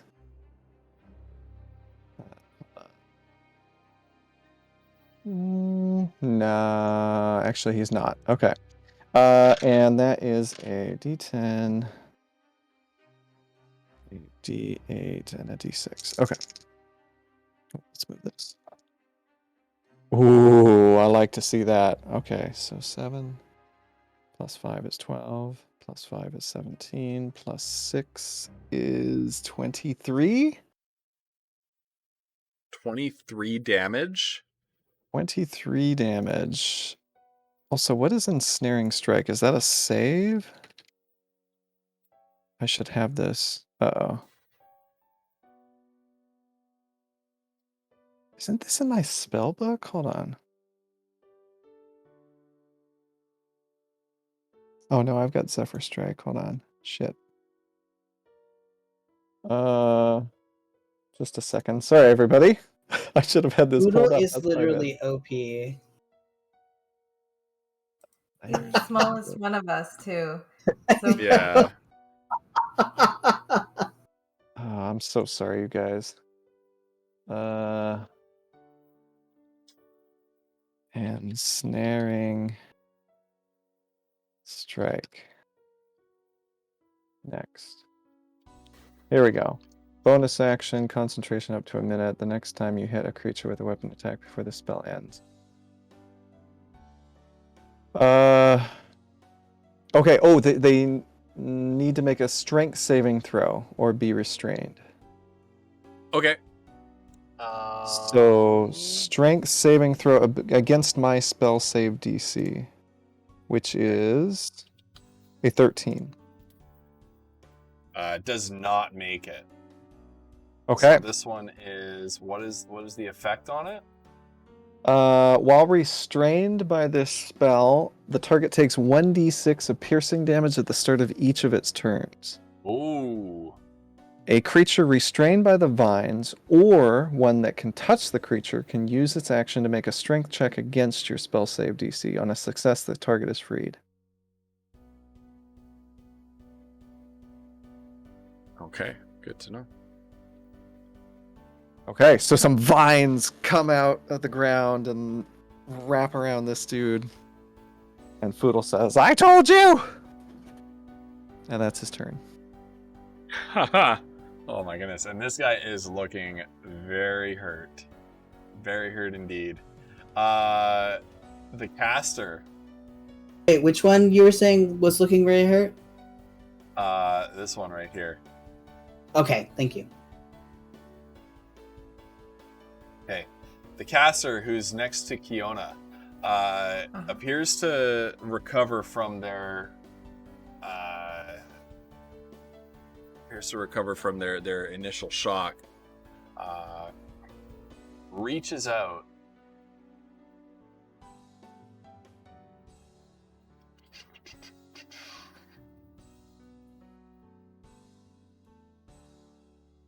Reaches out to grasp Kiona by the throat with their hand, and as the hand comes in, Kiona can feel like a deathly chill emanating off of this guy's hand. They're gonna attempt to cast Withering Touch against you. So Oh, no. is a 7. Is a 23 to hit. Holy fuck. How's Kiona looking? A deal. That's gonna hurt. You guys, it's gonna hurt a lot. 3 Oh. necrotic damage. That was a real minimum roll right there. It was a pretty dire roll. Yeah. Thankfully. But as the cold fingers grasp onto your neck, you feel the chill of death itself kind of seep into your veins, and eventually you're able to wrench yourself free. But you feel your life force has somehow been drained a bit by this touch. The other hobgoblin kind of sees what's happening and curses under his breath and turns around to pursue.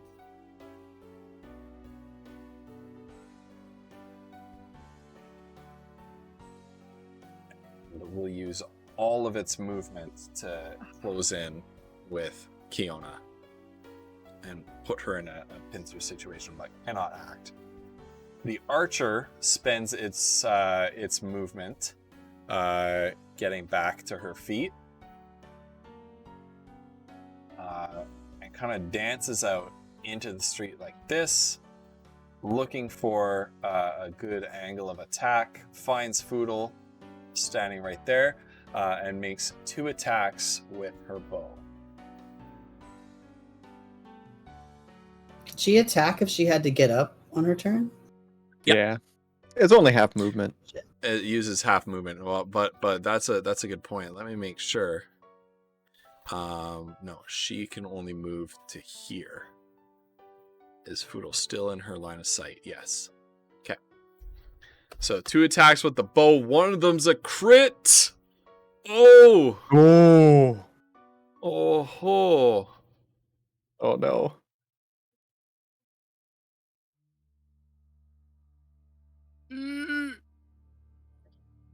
So I'm looking for some appropriate music to play for Poodle getting Chat, dumpstered. there's like this sad piano music. That's better. That's better. Okay. Archer.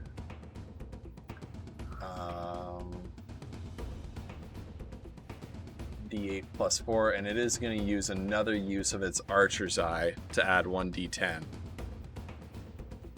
D8 plus 4. So 12 damage plus... and I need to roll another D8 because it's a crit. So 12 plus 14 damage. Okay. So 26 damage. So this arrow, as you're kind of backing away, you fire gimbal shot, ensnaring strike on the hobgoblin out of nowhere, right into your chest. 2 HP, no problem. Oh, no. Jeez. What the Kiona, fuck? you're up.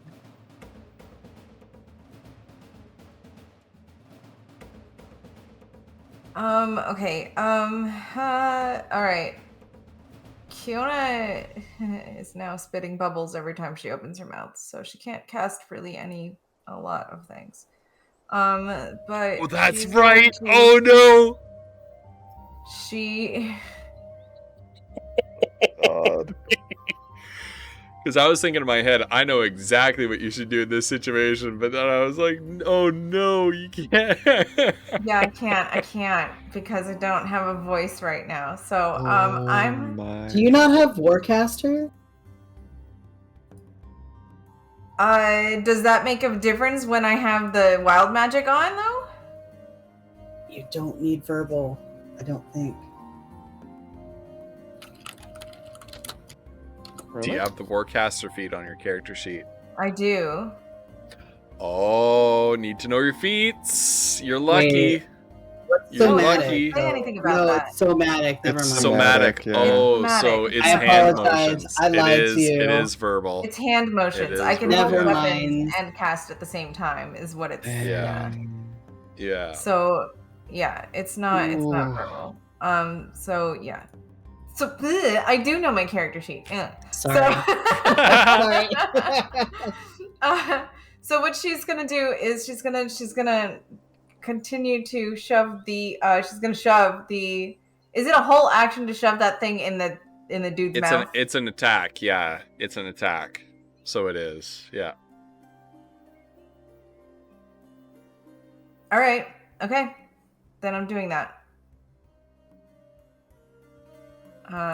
Do I just roll a straight d20 then for that? Yeah, it's a ranged attack. So you roll d20 and add your dexterity. Oh, okay. Oh, that's good.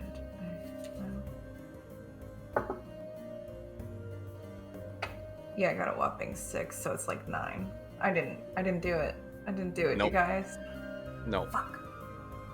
All right, then as The caster bats your hand away. Okay, so then as a bonus action, because she realizes that she's Furbolg now, she is going to use the racial ability to, I just had it pulled up right here, to make herself invisible to the next turn. As a bonus action, you can become invisible until your next turn until you attack, make a damage roll, or force someone to make a saving throw. She's going to become invisible. Oh. Until your next turn. Can she also move? Okay. Yeah? Moves movement, yeah. No way. You are so lucky you rolled Furbolg after the verbal. So if you're invisible, do you get op attacks? No, they can't see you to op attack you. Okay. So you just is going to out of sight. Yeah, and she's gonna like move over here into the corner, tuck herself in as much as she can. I'll take it. Though. That's right. Yeah, it is at disadvantage. You're right. Are you fucking kidding me right now? Okay, but oh wait, but you can't do shield, can you? Does shield have verbal component? I guess every spell has verbal. I don't know if shield has verbal.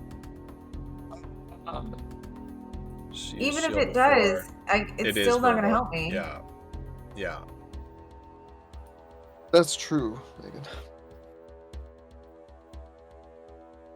I would say so. But that's Swish, that's probably DM discretion. Depends on the sound, right? Yeah, so they are right next to you. Right. So do you want, can she at least make it like a little bit further? Does she have to still she can make it there. Okay. Yeah. And then does the invisibility end? I guess if she gets hit, probably does. Yeah. It told you in the description. I just don't until you attack, make a damage roll, or force someone to make a saving throw. Oh, so no. No, it doesn't make her. No. Right. So the hobgoblin tags you with his sword for 5 slashing damage. There's a spray of blood on the wooden decking, but you do remain invisible. Mazra, you're up. Okay. She'll use this one is looking very hurt. This one is looking a little bit bruised, but still in the fight. No, this one is unhurt. Actually, both of these guys are unhurt. Right. So she's going to again use her dagger to so as her bonus, she will pop basically right behind this guy. And so basically whichever way, is he facing Foodle right now, this guy? Yeah. So she'll literally try to like teleport right behind him. And shank him in the back. Okay. You were gonna say butt, weren't you? Does that count as sneak, or is it not sneak because she popped in? It's not necessarily a sneak, but the target is restrained and not really able to defend itself. So you do get advantage. So you do get your sneak attack bonus. All right. So I'll try to.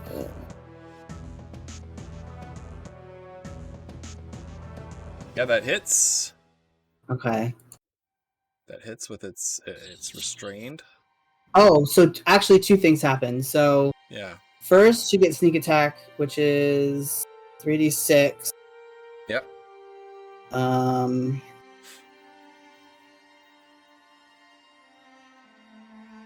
Yep. Is it still alive? Okay, so 15 damage. No. Oh, is it dead? Yeah, Okay, big time. never mind then. So does Wrathful Smite go off? Because she did attack it, but if it's dead already. What does Wrathful Smite say? It's The basically next when time you you hit hit with a melee weapon, so it does go off. Okay, that's fine. So she also just psychics it to death. Yeah. So you hit this guy in the back with your dagger, stab it into the hobgoblin's back.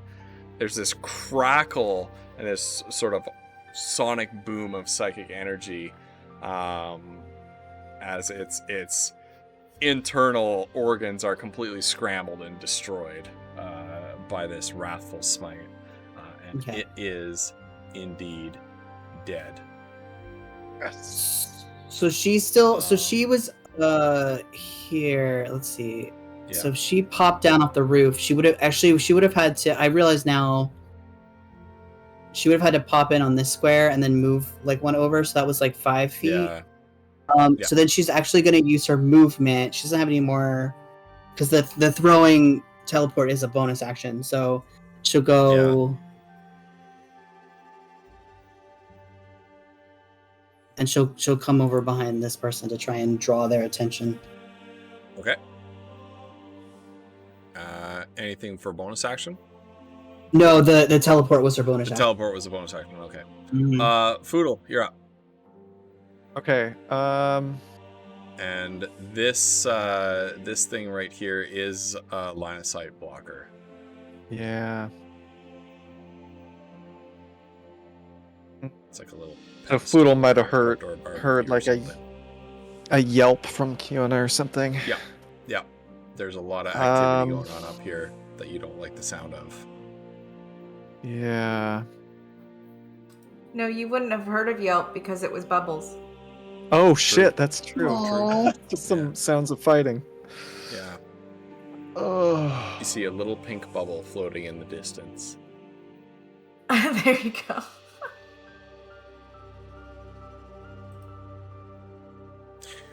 Yeah. Oh, Bo solved it. Okay. So Kiona, you can have really, your Bo? you can have your damage back. Kiona. Oh. You can have your 5 HP back. Sweet. Can I also And- make it around that corner then? Yep. That's interesting. I had no idea. Thank you. Oh, Bo. thank Thank you, God. Bo. I appreciate Much that. appreciated. Thank you. Seriously. I'm fine with Um. that. I am fine with that. God. Okay, well, Foodle wants to do something else, but he kind of has to. So he's going to bring the bracers to his chest and whisper, "Heron Souch, help me!" and use Second Wind as a bonus action to heal himself. Okay. 1d10 plus your fighter level. Come on, big money. Oh, what's my fighter level? Is it a 4? I get 5 hit points. What's up? Hey, Nice. 5 HP. Oh my god. Better than 2. Yeah. Better than 2. Oh, jeez. What the shit? Okay. Yeah, no, I can't, Megan. Let's. Okay, so that's his bonus action. Foodle's gonna catch Gimbal Shot, take aim, and fire at this archer here. Okay. Oh, at disadvantage. Okay. It's the same roll twice. 24 to hit. Frick me. Okay. I got 2 14s. And he does not She is get damaged. a D6. Right. Okay. But he doesn't get a D6. Ooh, you know what he's going to do?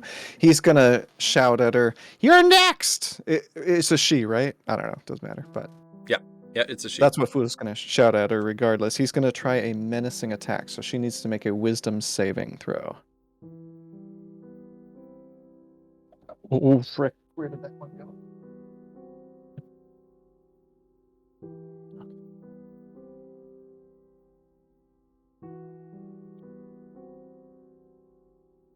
And plus 5 is 14.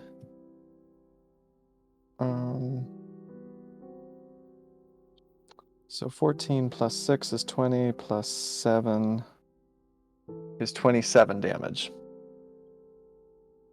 Excellent. Okay. 27. Doing some quick math in my head.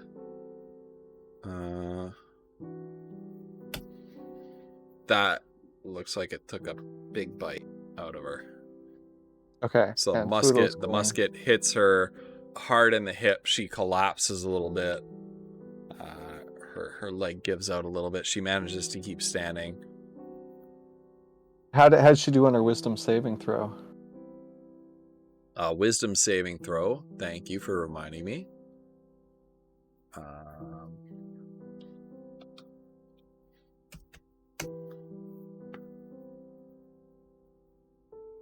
She got 4. So she is frightened of Foodle. So Foodle is going to move 5, 10, 15, 20, 25. And that is his turn. Why is Roll20 dice roller not updating on the stream? I apologize for that, guys. For some reason, you clicked on the window recently? Yeah, I have. I was on the window just now. So yeah. For some reason, the map is showing fine, but the stream dice isn't? roller isn't. Yeah, weird. Oh, okay. Weird. So what's going on with her? Well, she is frightened, and for my comrades and anybody in chat who doesn't know, a frightened creature has disadvantage on ability checks and attack rolls, while the source of its fear is within line of sight. Ooh. The creature cannot willingly move closer to the source of its fear. Okay. All right. It is now the caster's turn.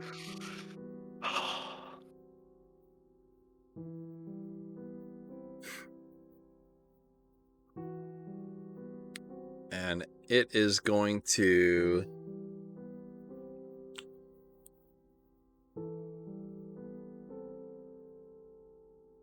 Okay, it doesn't have time to do that. So it's not going to do that.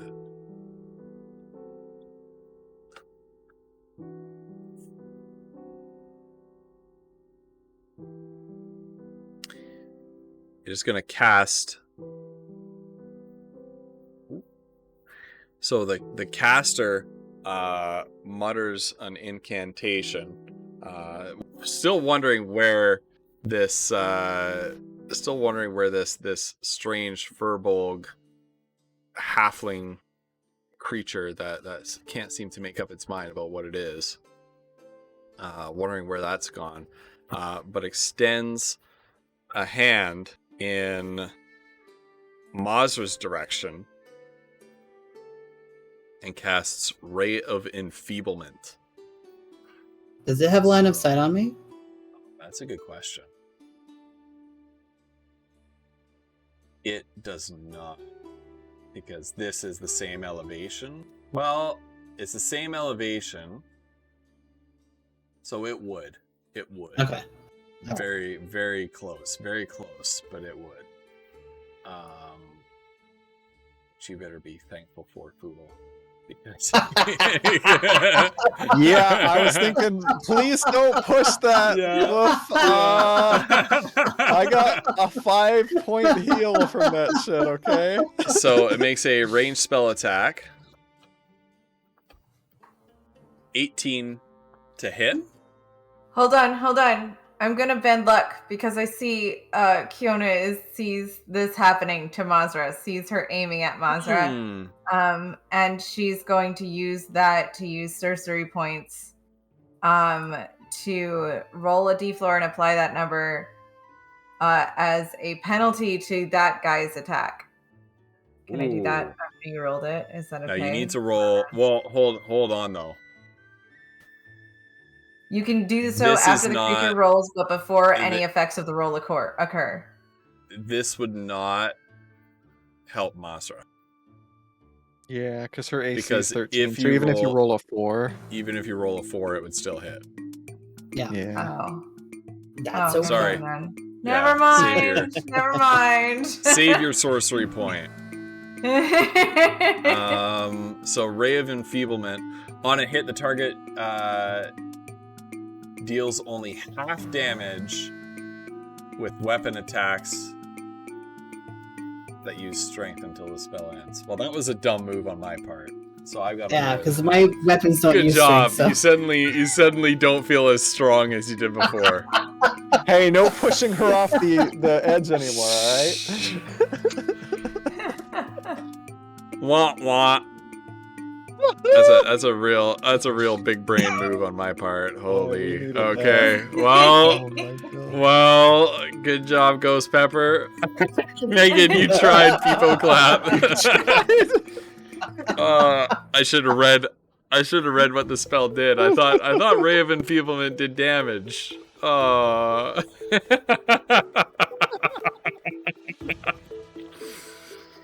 So for those who don't know, Masra's attacks all use dexterity. So that was entirely pointless. Collie getting in on it too.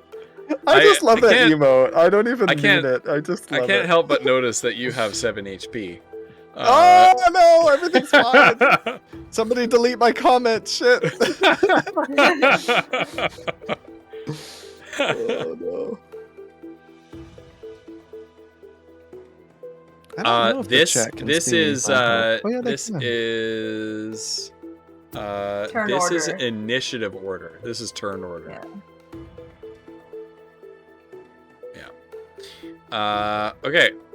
This guy down here sees nobody to fight, and being a hobgoblin and loving a fight. 5, 10, 15, 20, 25, 30, 35, 40, 45, 50, 55, 60. Charges back into the fray. Wonka S. Dude has lots of move.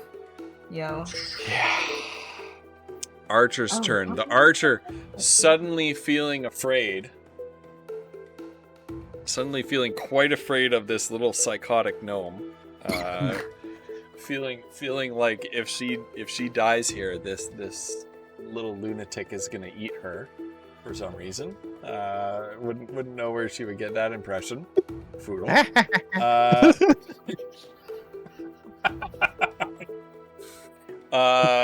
Drops her longbow, pulls out a short sword, and makes an attack against Masra, who's standing right behind her. So that is +6. At disadvantage, it's a fumble. So pulls out her short sword, makes a swipe at Masra. Masra, you instinctively kind of raise your arm to block it, catch her wrist. The sword just goes flinging out of her hand. She is now disarmed and has nothing else that she can do. Kiona, you're up. You are no longer invisible. Poof.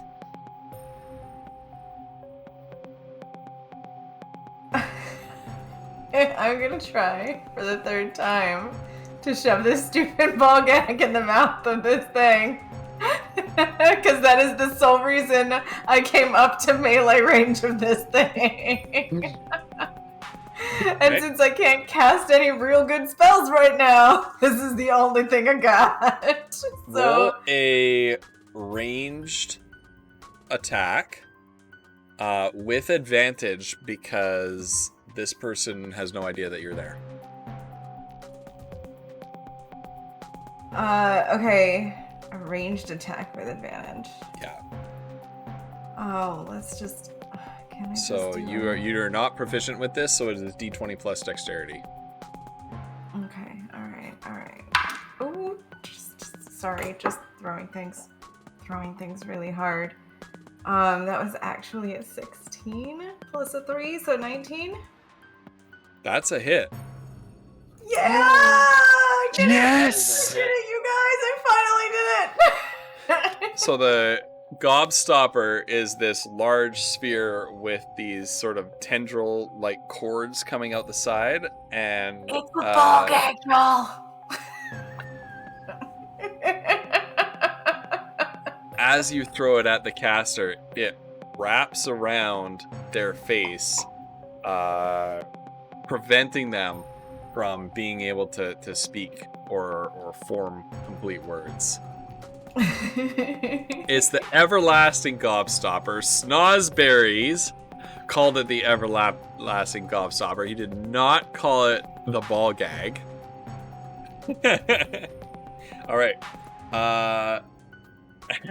And you utter a of triumph. Yes, that's exactly what I do. Alright. Yeah, I think that's all I've got too, because everything else has verbal components. I guess I could try to lasso it, but I think that was an action, so I can't. No, I don't have any bonus actions. It's fine. I'm good. We're staying right where we're at. Okay, Mazda, you're up. Foodle, you're on deck. Okay. Mazda, right now you've got this person who you just disarmed, the archer, and you've got the hobgoblin charging in. Okay. She's gonna just try and shank the archer. Okay. Sorry, that was a misclick.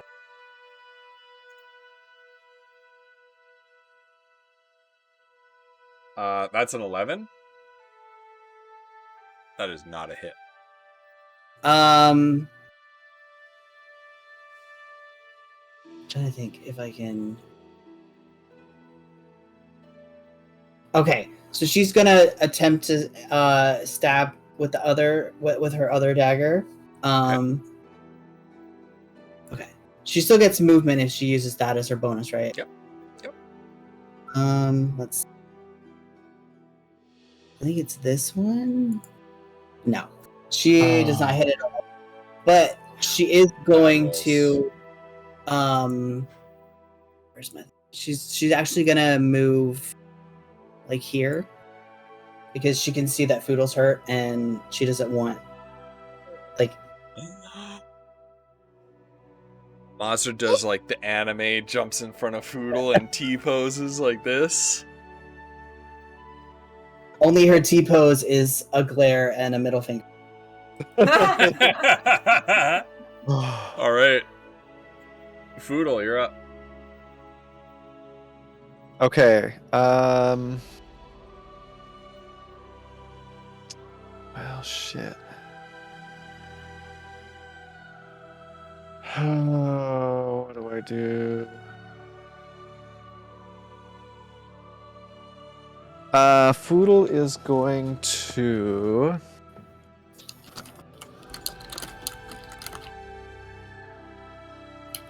Where does this guy go? Okay.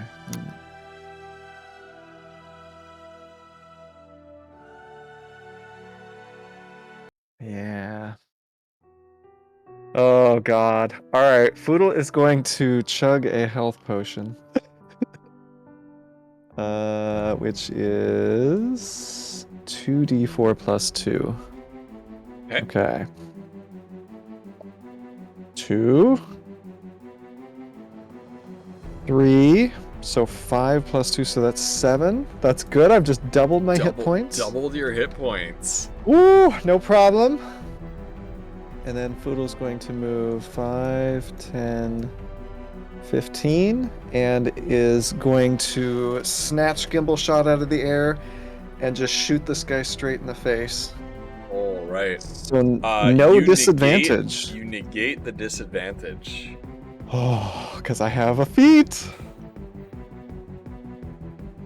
Okay, hold on. I have to subtract this healing potion. There we go. Otherwise, I will definitely forget.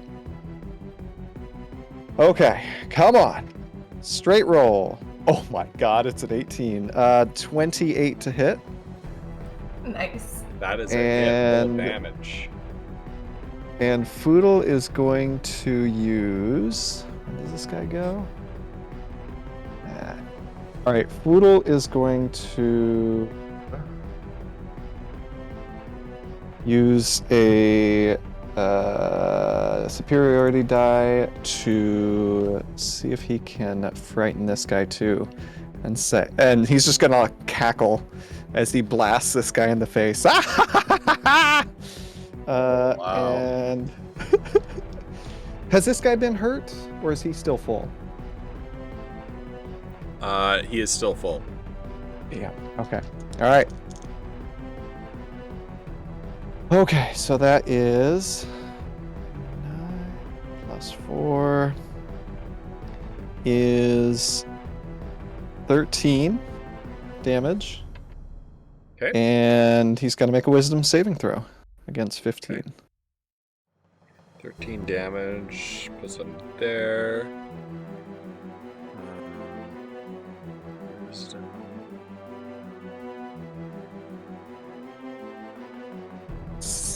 He's right. 12 against 13. He's frightened. Okay.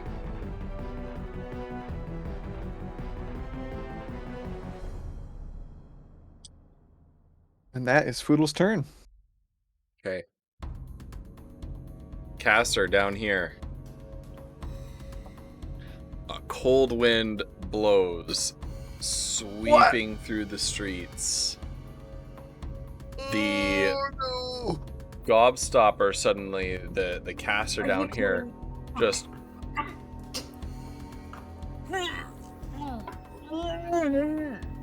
and the tendrils wrapped around the back of his head strain and groan under some sort of new pressure. The gobstopper drops from Fuck. this guy's this person's mouth, and as they look up, their hood falls back, and you can see that the upper half of their face is human. The lower half has grown all sorts of sort of snake-like scales. And as the gobstopper drops out, drooping down with it is an elongated tongue that almost touches the ground, ending in a barbed tip. Ugh. Let me make sure I have the... Okay, yes. Yeah. The caster cackles. Advances on Kiona and lashes out at her with its tongue. That is a... Gross. 12 to hit. Does not. Does not hit. You manage to just dodge out of the way as this tongue reaches up and lashes out at you. Boom! It punches straight through the plaster and wood of the wall of the building right behind you.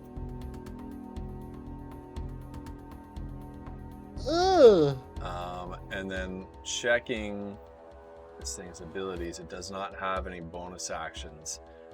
So that's it for its turn. The hobgoblin in between you two now.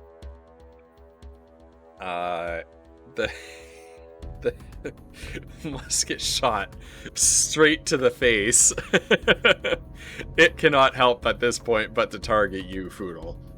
I don't care how low HP you are. It's afraid, but it sees no choice but to lift its sword and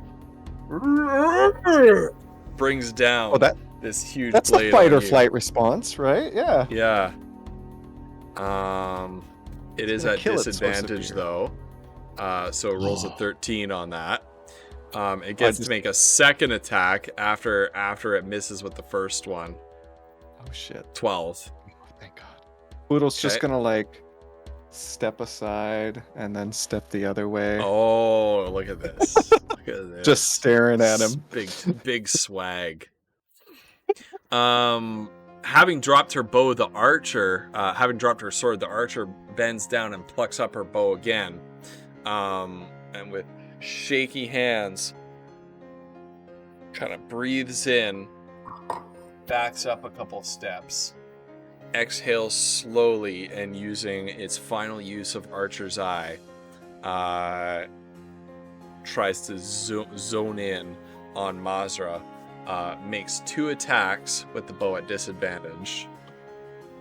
I hate to say this because you're targeting Yes. Mazra, but she is no longer frightened. It's only until the end of my next turn. Oh.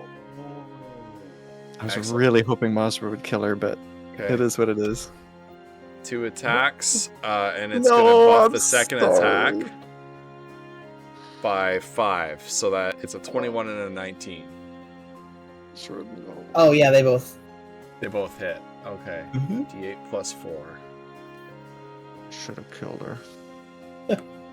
Hey, I tried, but I can't. This is Um, my thing. I can't hit anything. So 2 I know, I arrows didn't- plunk into you from the side, dealing 17 piercing damage.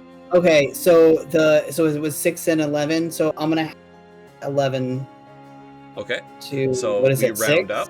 So it is 6. Yes, that's right. Okay, So 6 12. and 6, All right. 12 piercing damage.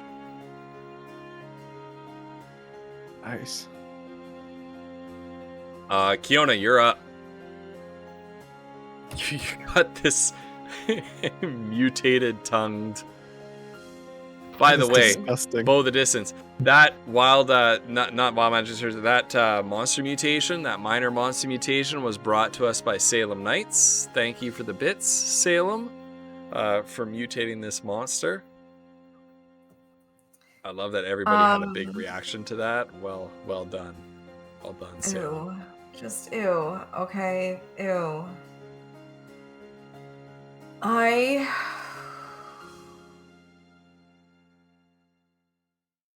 I am going to, if I use my rope dart of multiplication against this thing, and I use the advantage I get from Tides of Chaos, will that count for all 3 of the... I don't know how that works. I'm just gonna... Actually, I can just use the sheet. Let's just use the sheet. She's gonna whip out her rope dart of multiplication because she got no fucking words right now. So this is what's happening right She's gonna now. rope dart this guy right Hook 'em back.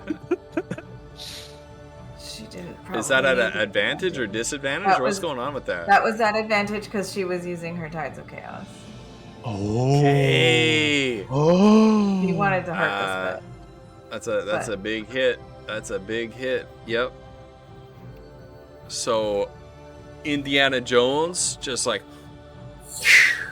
and slashing across this thing's mutated reptilian lower half of his jaw, just and 3 gashes across its face.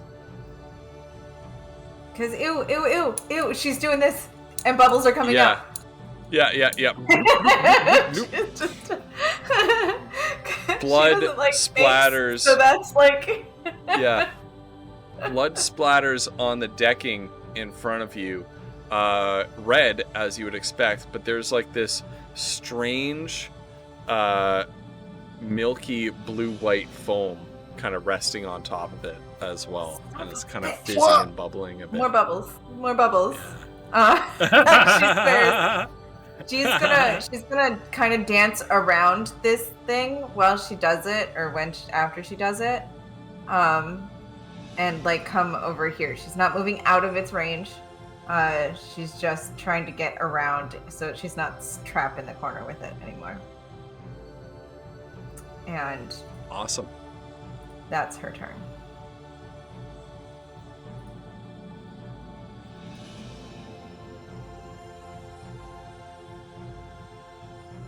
Oh my god. Ghost. Dolly got it. I can't. I can This is never pathetic. remember that command. I changed mine. Used the Seriously. reason I remember The is because first mine command used you to used be. was my command, though, so we should just unify them. I made it We need WOC, to. We Winds of really need Chaos, to. but We I know really need seriously. to. Oh my I'll god. make it. Wait, so let's just decide at the end of this stream which one we're using. Yeah. My god. Yeah. Oh my goodness. So Swishy Swash, thank you so much for hanging out. It's lovely to meet you. Feel free to come by and drop any questions you have about D&D in the Discord. Happy to answer them. And we hope to see you again next week. We'll be on somebody else's channel next week. So be sure that you have everybody's channels followed. Mazra, you're up. Can I tell between these two how injured? Like, does the hobgoblin look pretty bad, or? The hobgoblin looks the worst of the two. Okay. So she will attempt to stab him, and since Foodle's there, she'll get advantage on that. And sneak attack. Okay. Yep. Yeah.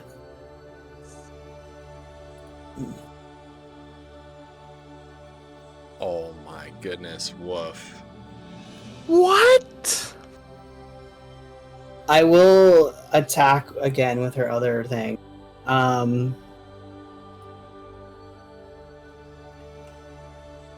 I'm rolling really bad. Again, my luck is Wow. I don't think I've actually, except for that shove, I don't think I've hit anything. Wow. So. Oh my goodness. Oh no. So when you have a character who can't hit anything. So Like the law Wolf rolled an probability 11 here. and a 10. Yeah, we can't and see then a Wolf's rolls 4 and an because the chat window is frozen on my Twitch display.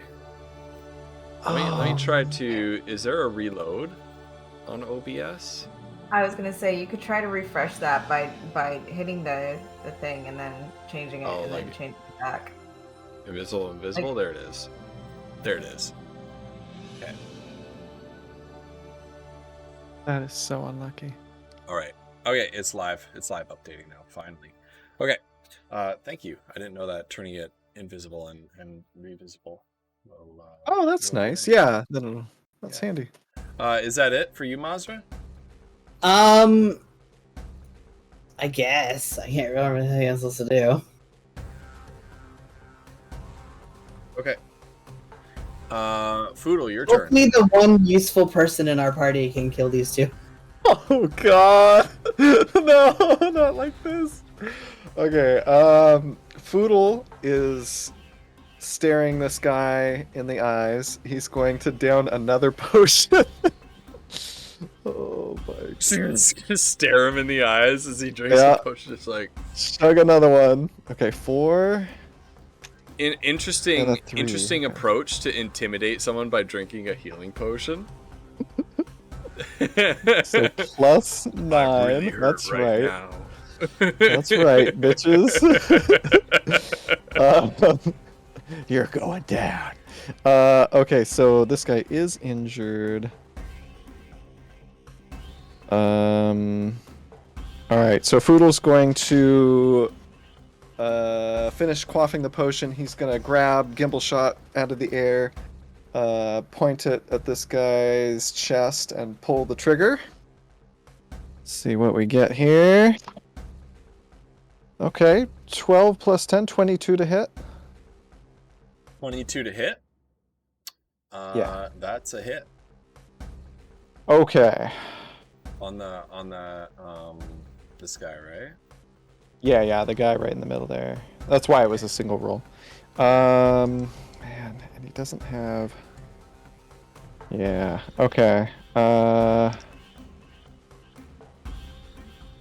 Is he gonna use?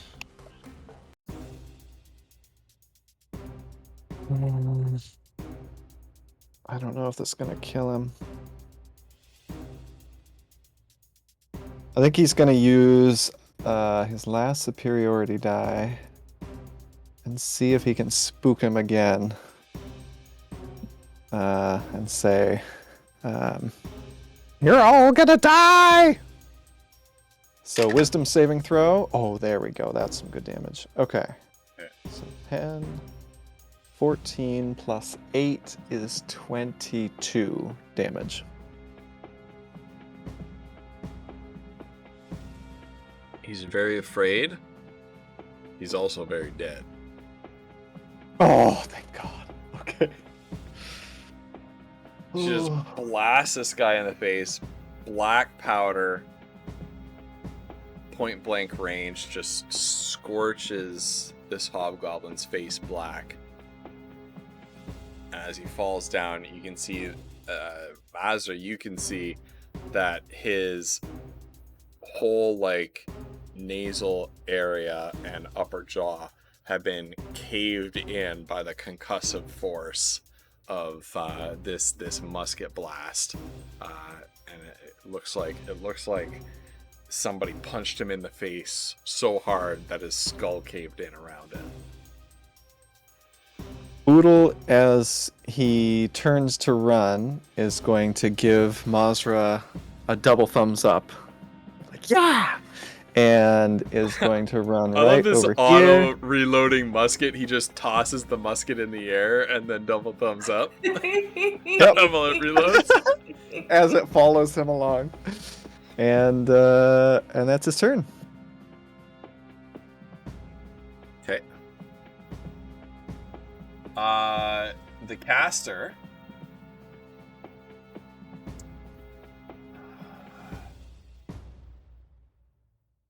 Oh, that's another musket shot, though.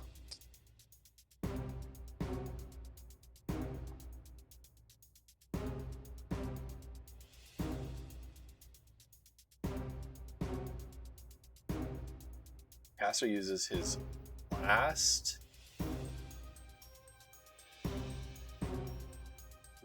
level 3 spell slot to cast Ray of Sickness on Kiona. You what? So, kind of turns back to Kiona after she slashes it across the face, just and the tongue sort of dangles and writhes in the air as it extends 2 fingers, and that same sickly green ray shoots out. 18 to hit. And it hits. It does hit. Okay.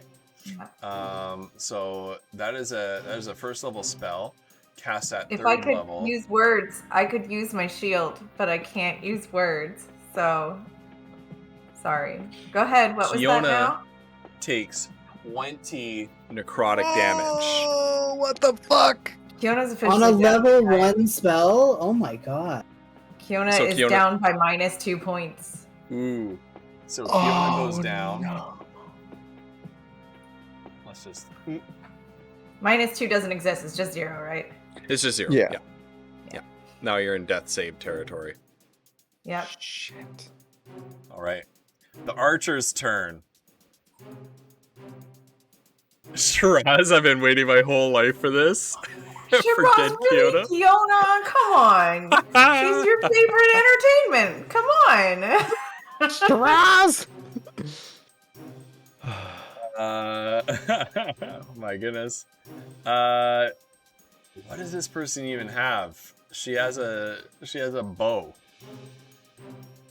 She's gonna turn around and unload 2 point blank longbow shots at Foodle. At disadvantage? No, because she's not afraid. Well, but she's at point blank range. She's using a with longbow a at bow. point blank range. You get disadvantage there, don't you? Yeah. She does. I think we ruled that she does with bows. I think we might have even ruled that Foodle gets an op attack if she does that shit. No. Oh, okay. No. I can't remember if it was just spells or ranged attacks or what. Plus 6. Okay. 8 That's a miss. and 11. Foodle just bats her bow out of the way. Yeah, she just as she loads up an arrow to shoot, you just swat it out. Kiona, roll a d20 for your death save. Oh no. 15. Oh. Okay, 1 success. Mazra, Foodle on deck.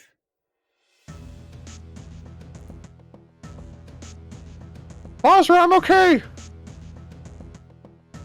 You're muted. Okay. So hearing that, Mazra's gonna use her makes it she has cunning action, so she can literally move all the way over here on a dash. Because if her normal movement is 40 feet, and if she dashes, she has 80 feet. That's 60. If Fiona so was conscious and had seen that, she would have thought, "My hero." But she yeah, she has just enough movement, and then she's going to try and stab this person. Okay.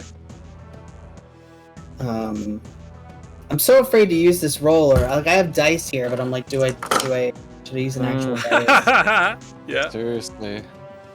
I'm so afraid. Alright, I guess I'll try the actual dice. I don't know. Well, she has 15.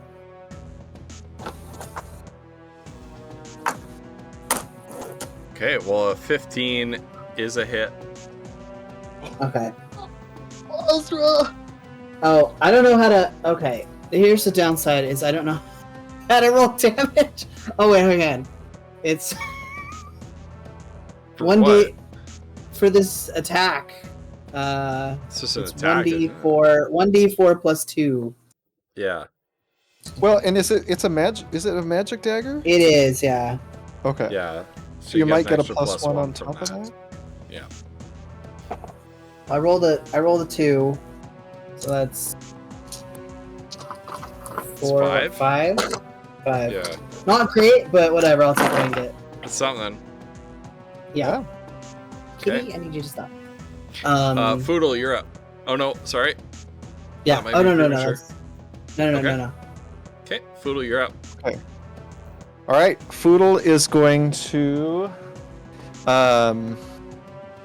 What's he gonna do here? Yeah, you know what? He's going to activate the bracers. He's going to grab Gimbal Shot out of the air, point it at this chick's chest, and say, "The power of nature has you!" And he's going to use the second charge of the bracers to cast Ensnaring Strike on this shot. Okay. Which is a... Oh, wait, disadvantage, right? Yep. Man, I got so excited. Disadvantage. Oh! Another natural 20, Megan! No! Frick's sake. Okay, so that is a 19 to hit. A 19 to hit. That hits. Okay. Freaking And- Foodle still getting like upper teens to hit at disadvantage with every roll. Thank God! Like, poor Kiona this whole fight. I feel so bad. Oh my word. Okay, so she's been hurt, right? Yeah. Fiona's down. Okay. No, the archer. Oh. I was like, wait, you know this. Oh, yeah, sorry. No, not Kiona. So that is 14 damage, and she needs Hit. to make a strength saving throw. 14 damage, strength saving throw. Against a 13. She does not make it.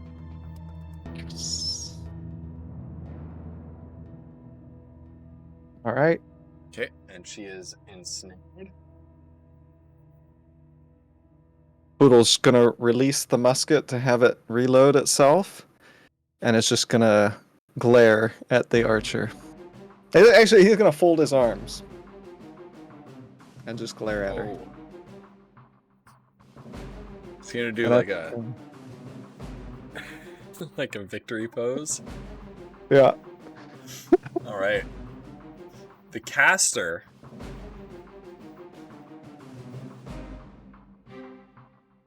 Oh hell yeah!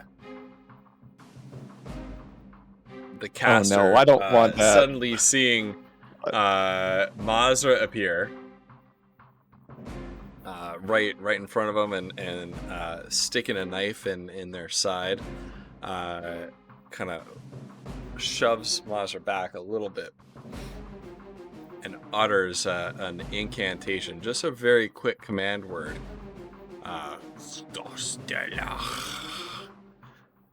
And then behind them, reality itself seems to ripple, and a tear opens up, and skeletal hands reach out and grasp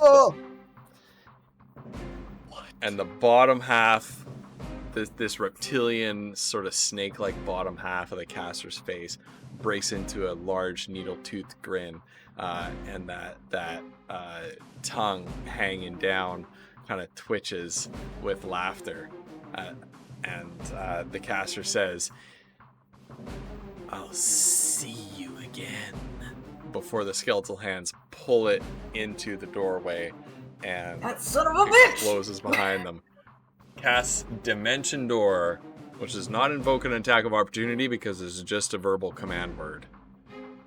Oh my god. I should have ensnared him! This is bullshit! No! Escaped.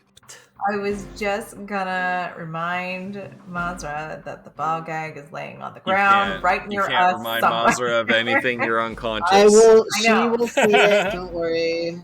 Poodle cast Well, he's counterspell. gone now. A Foodle cast counterspell, yeah, which comes in the level 3 ranger repertoire. Not that it would have mattered, but I did kind of fuck up a little bit, and I didn't do all the damage I could have done. So. No, none of us have counterspell, Shiraz. I'm stubborn. All right, what does the archer need to do? So the archer takes some damage at the beginning of her turn. 1d6. Do you want me to roll it? Yep. All right, here we go. Come on, big money. That's a 4. Okay. And then how does she break out of it? She can use her action to make a strength check Okay. against my spell saves DC, which is a 13.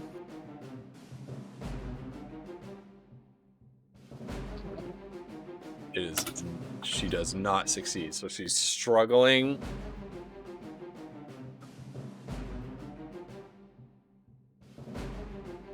But is unable to break free. Fiona's up.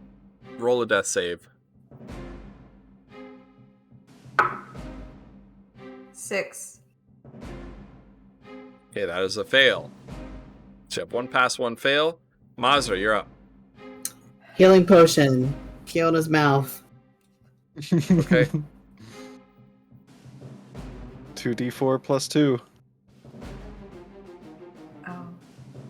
Okay, 2d4 plus 2, and Kiona is conscious. Okay. While you're figuring that out, Poodle, I you're up. rolled 9. Oh, is that an entire? Are you Is that rolling? oh.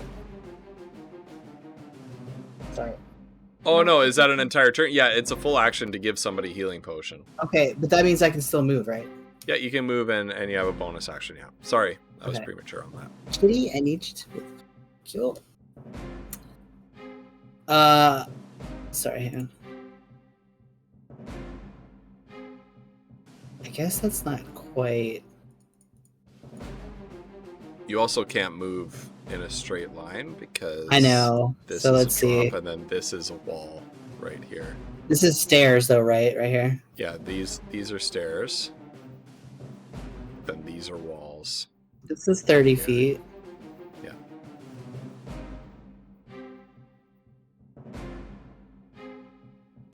She can still go. She can still do that though. Are you serious? Oh Yes, my because so she has 40. So she can use cunning action to take the dash as a bonus action. Okay. And if she dashes, she gets 80 speed. Holy shit. What in the world? So there, that's her whole action. If only Just a bonus we had Goldrill still in the party, and these two can like just zip all over the freaking place. Just zooming, running Look, circles around. She can Sherlock Holmes and she can move fast. That's her whole thing. Yeah. Insane. All right, Foodle, you're up.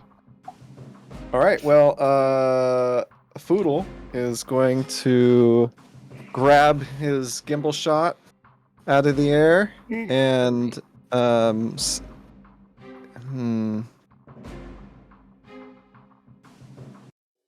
no. Well, I'll roll a d20.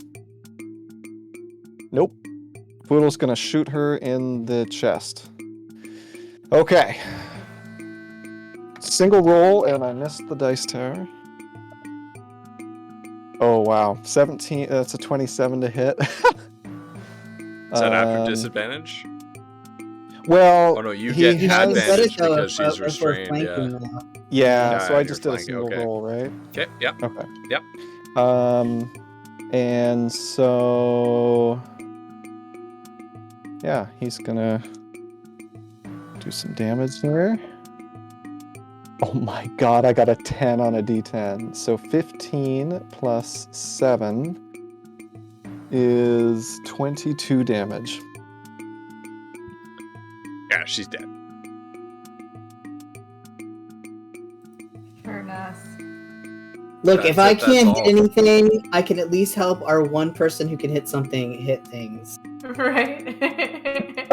You guys, that was one of the spookiest fights we've had. Oh my That was gosh. rough.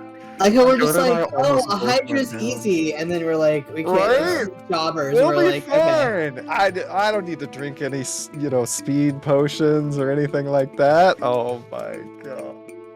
So Foodle, you catch gimbal shot as it comes back down, angle it down at this struggling woman you have ensnared in the vines of Aaron's cell. Pull the trigger and poof, and she just sinks to the pavement, dead, before she hits the ground. The caster is gone, and you are left with a sense that all of this business in Lysantia is far from over. And that is where we're gonna end tonight's session, because we are well past our time and I've got to get ready for work and get to bed. Oh crap, But I had man. no idea what time it was. Oh Yeah. jeez. Oh man. I mean, it took us. This combat took probably way longer than it should have. Oops. That's my bad. Some of us don't make the best It's not decisions your fault. sometimes. Yeah. All right, Whatever. friends. I Well, would have. If the bubbles screwed me on it. All of the things That I could have really done to did that screw you battle. in. Like That was really, if I rough. could have done anything for damage that would have been Bubbles.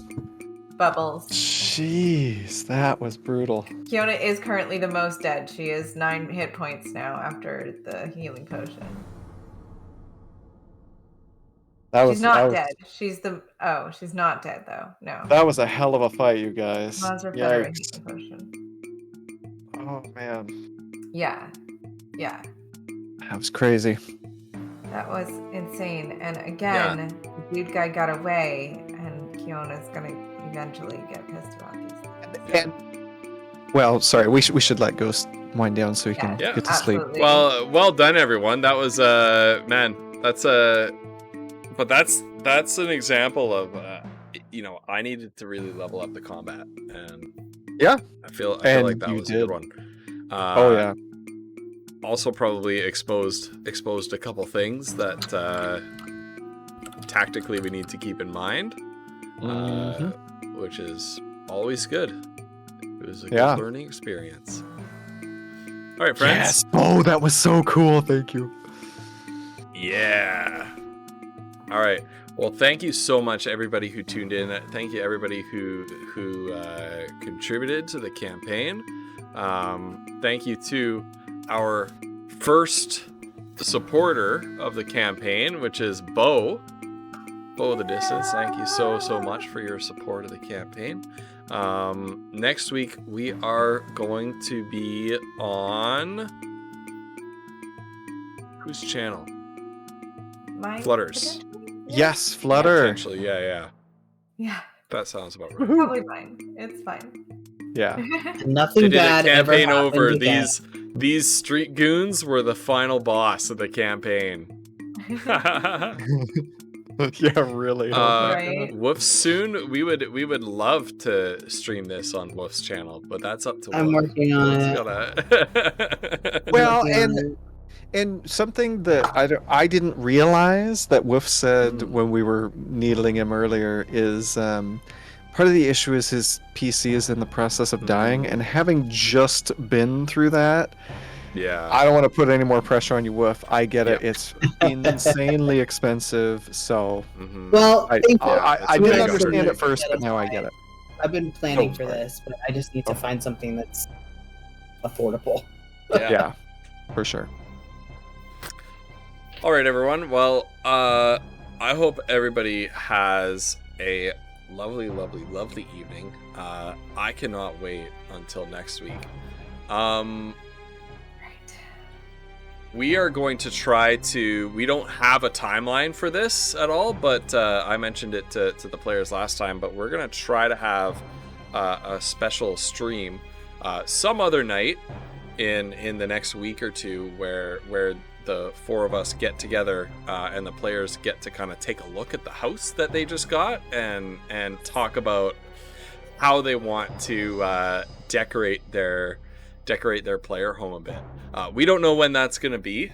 We need to have a conversation between the four of us about availability and things like that, but we don't want to... I don't think we want to take a game session slot to do that. Nah. I think we can find another time when we can all get together and sit down. Absolutely.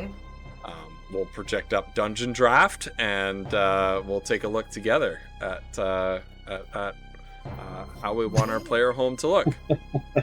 Right? Stream positivity. Oh my goodness. My stream positivity. Okay, I said this a little while ago, but I think it got cut off. November 19th was International Men's Day, which is a recognized kind of international day, and the focus of that was on providing a space and opportunity for men to talk about their physical health, their mental health, and things like that. And so my positivity for the stream is, dudes out there, including trans dudes and boys as well. Check in with your health, check in with yourself, check in with your mental health. It's okay to talk about your feelings. There are people in your community who will listen to you, even if it feels like sometimes you're on your own. And I would say that I'm one of them. I don't want to put anything on the rest of these fine people to say that they are as well, but I can tell you for sure that I'm one of them, right? And if you think, nah, I don't know Ghost Pepper well enough to DM him and talk about things that are going on, you are wrong. You can. Same. So be healthy, everybody. Absolutely. And I cannot wait to see and chat with you all again on Tuesday. Whiskey and burning down the house. No, we're not burning down our brand new house, Shiraz. Shiraz, no! Unless The first thing Kiona's going to do is try to get a fireproofing spell for the house. Yeah. All right. Stay away from the Thank you garden. all. Have a wonderful night, everybody. I love you guys. I love you, chat. I love you. I believe in all of you. Bye.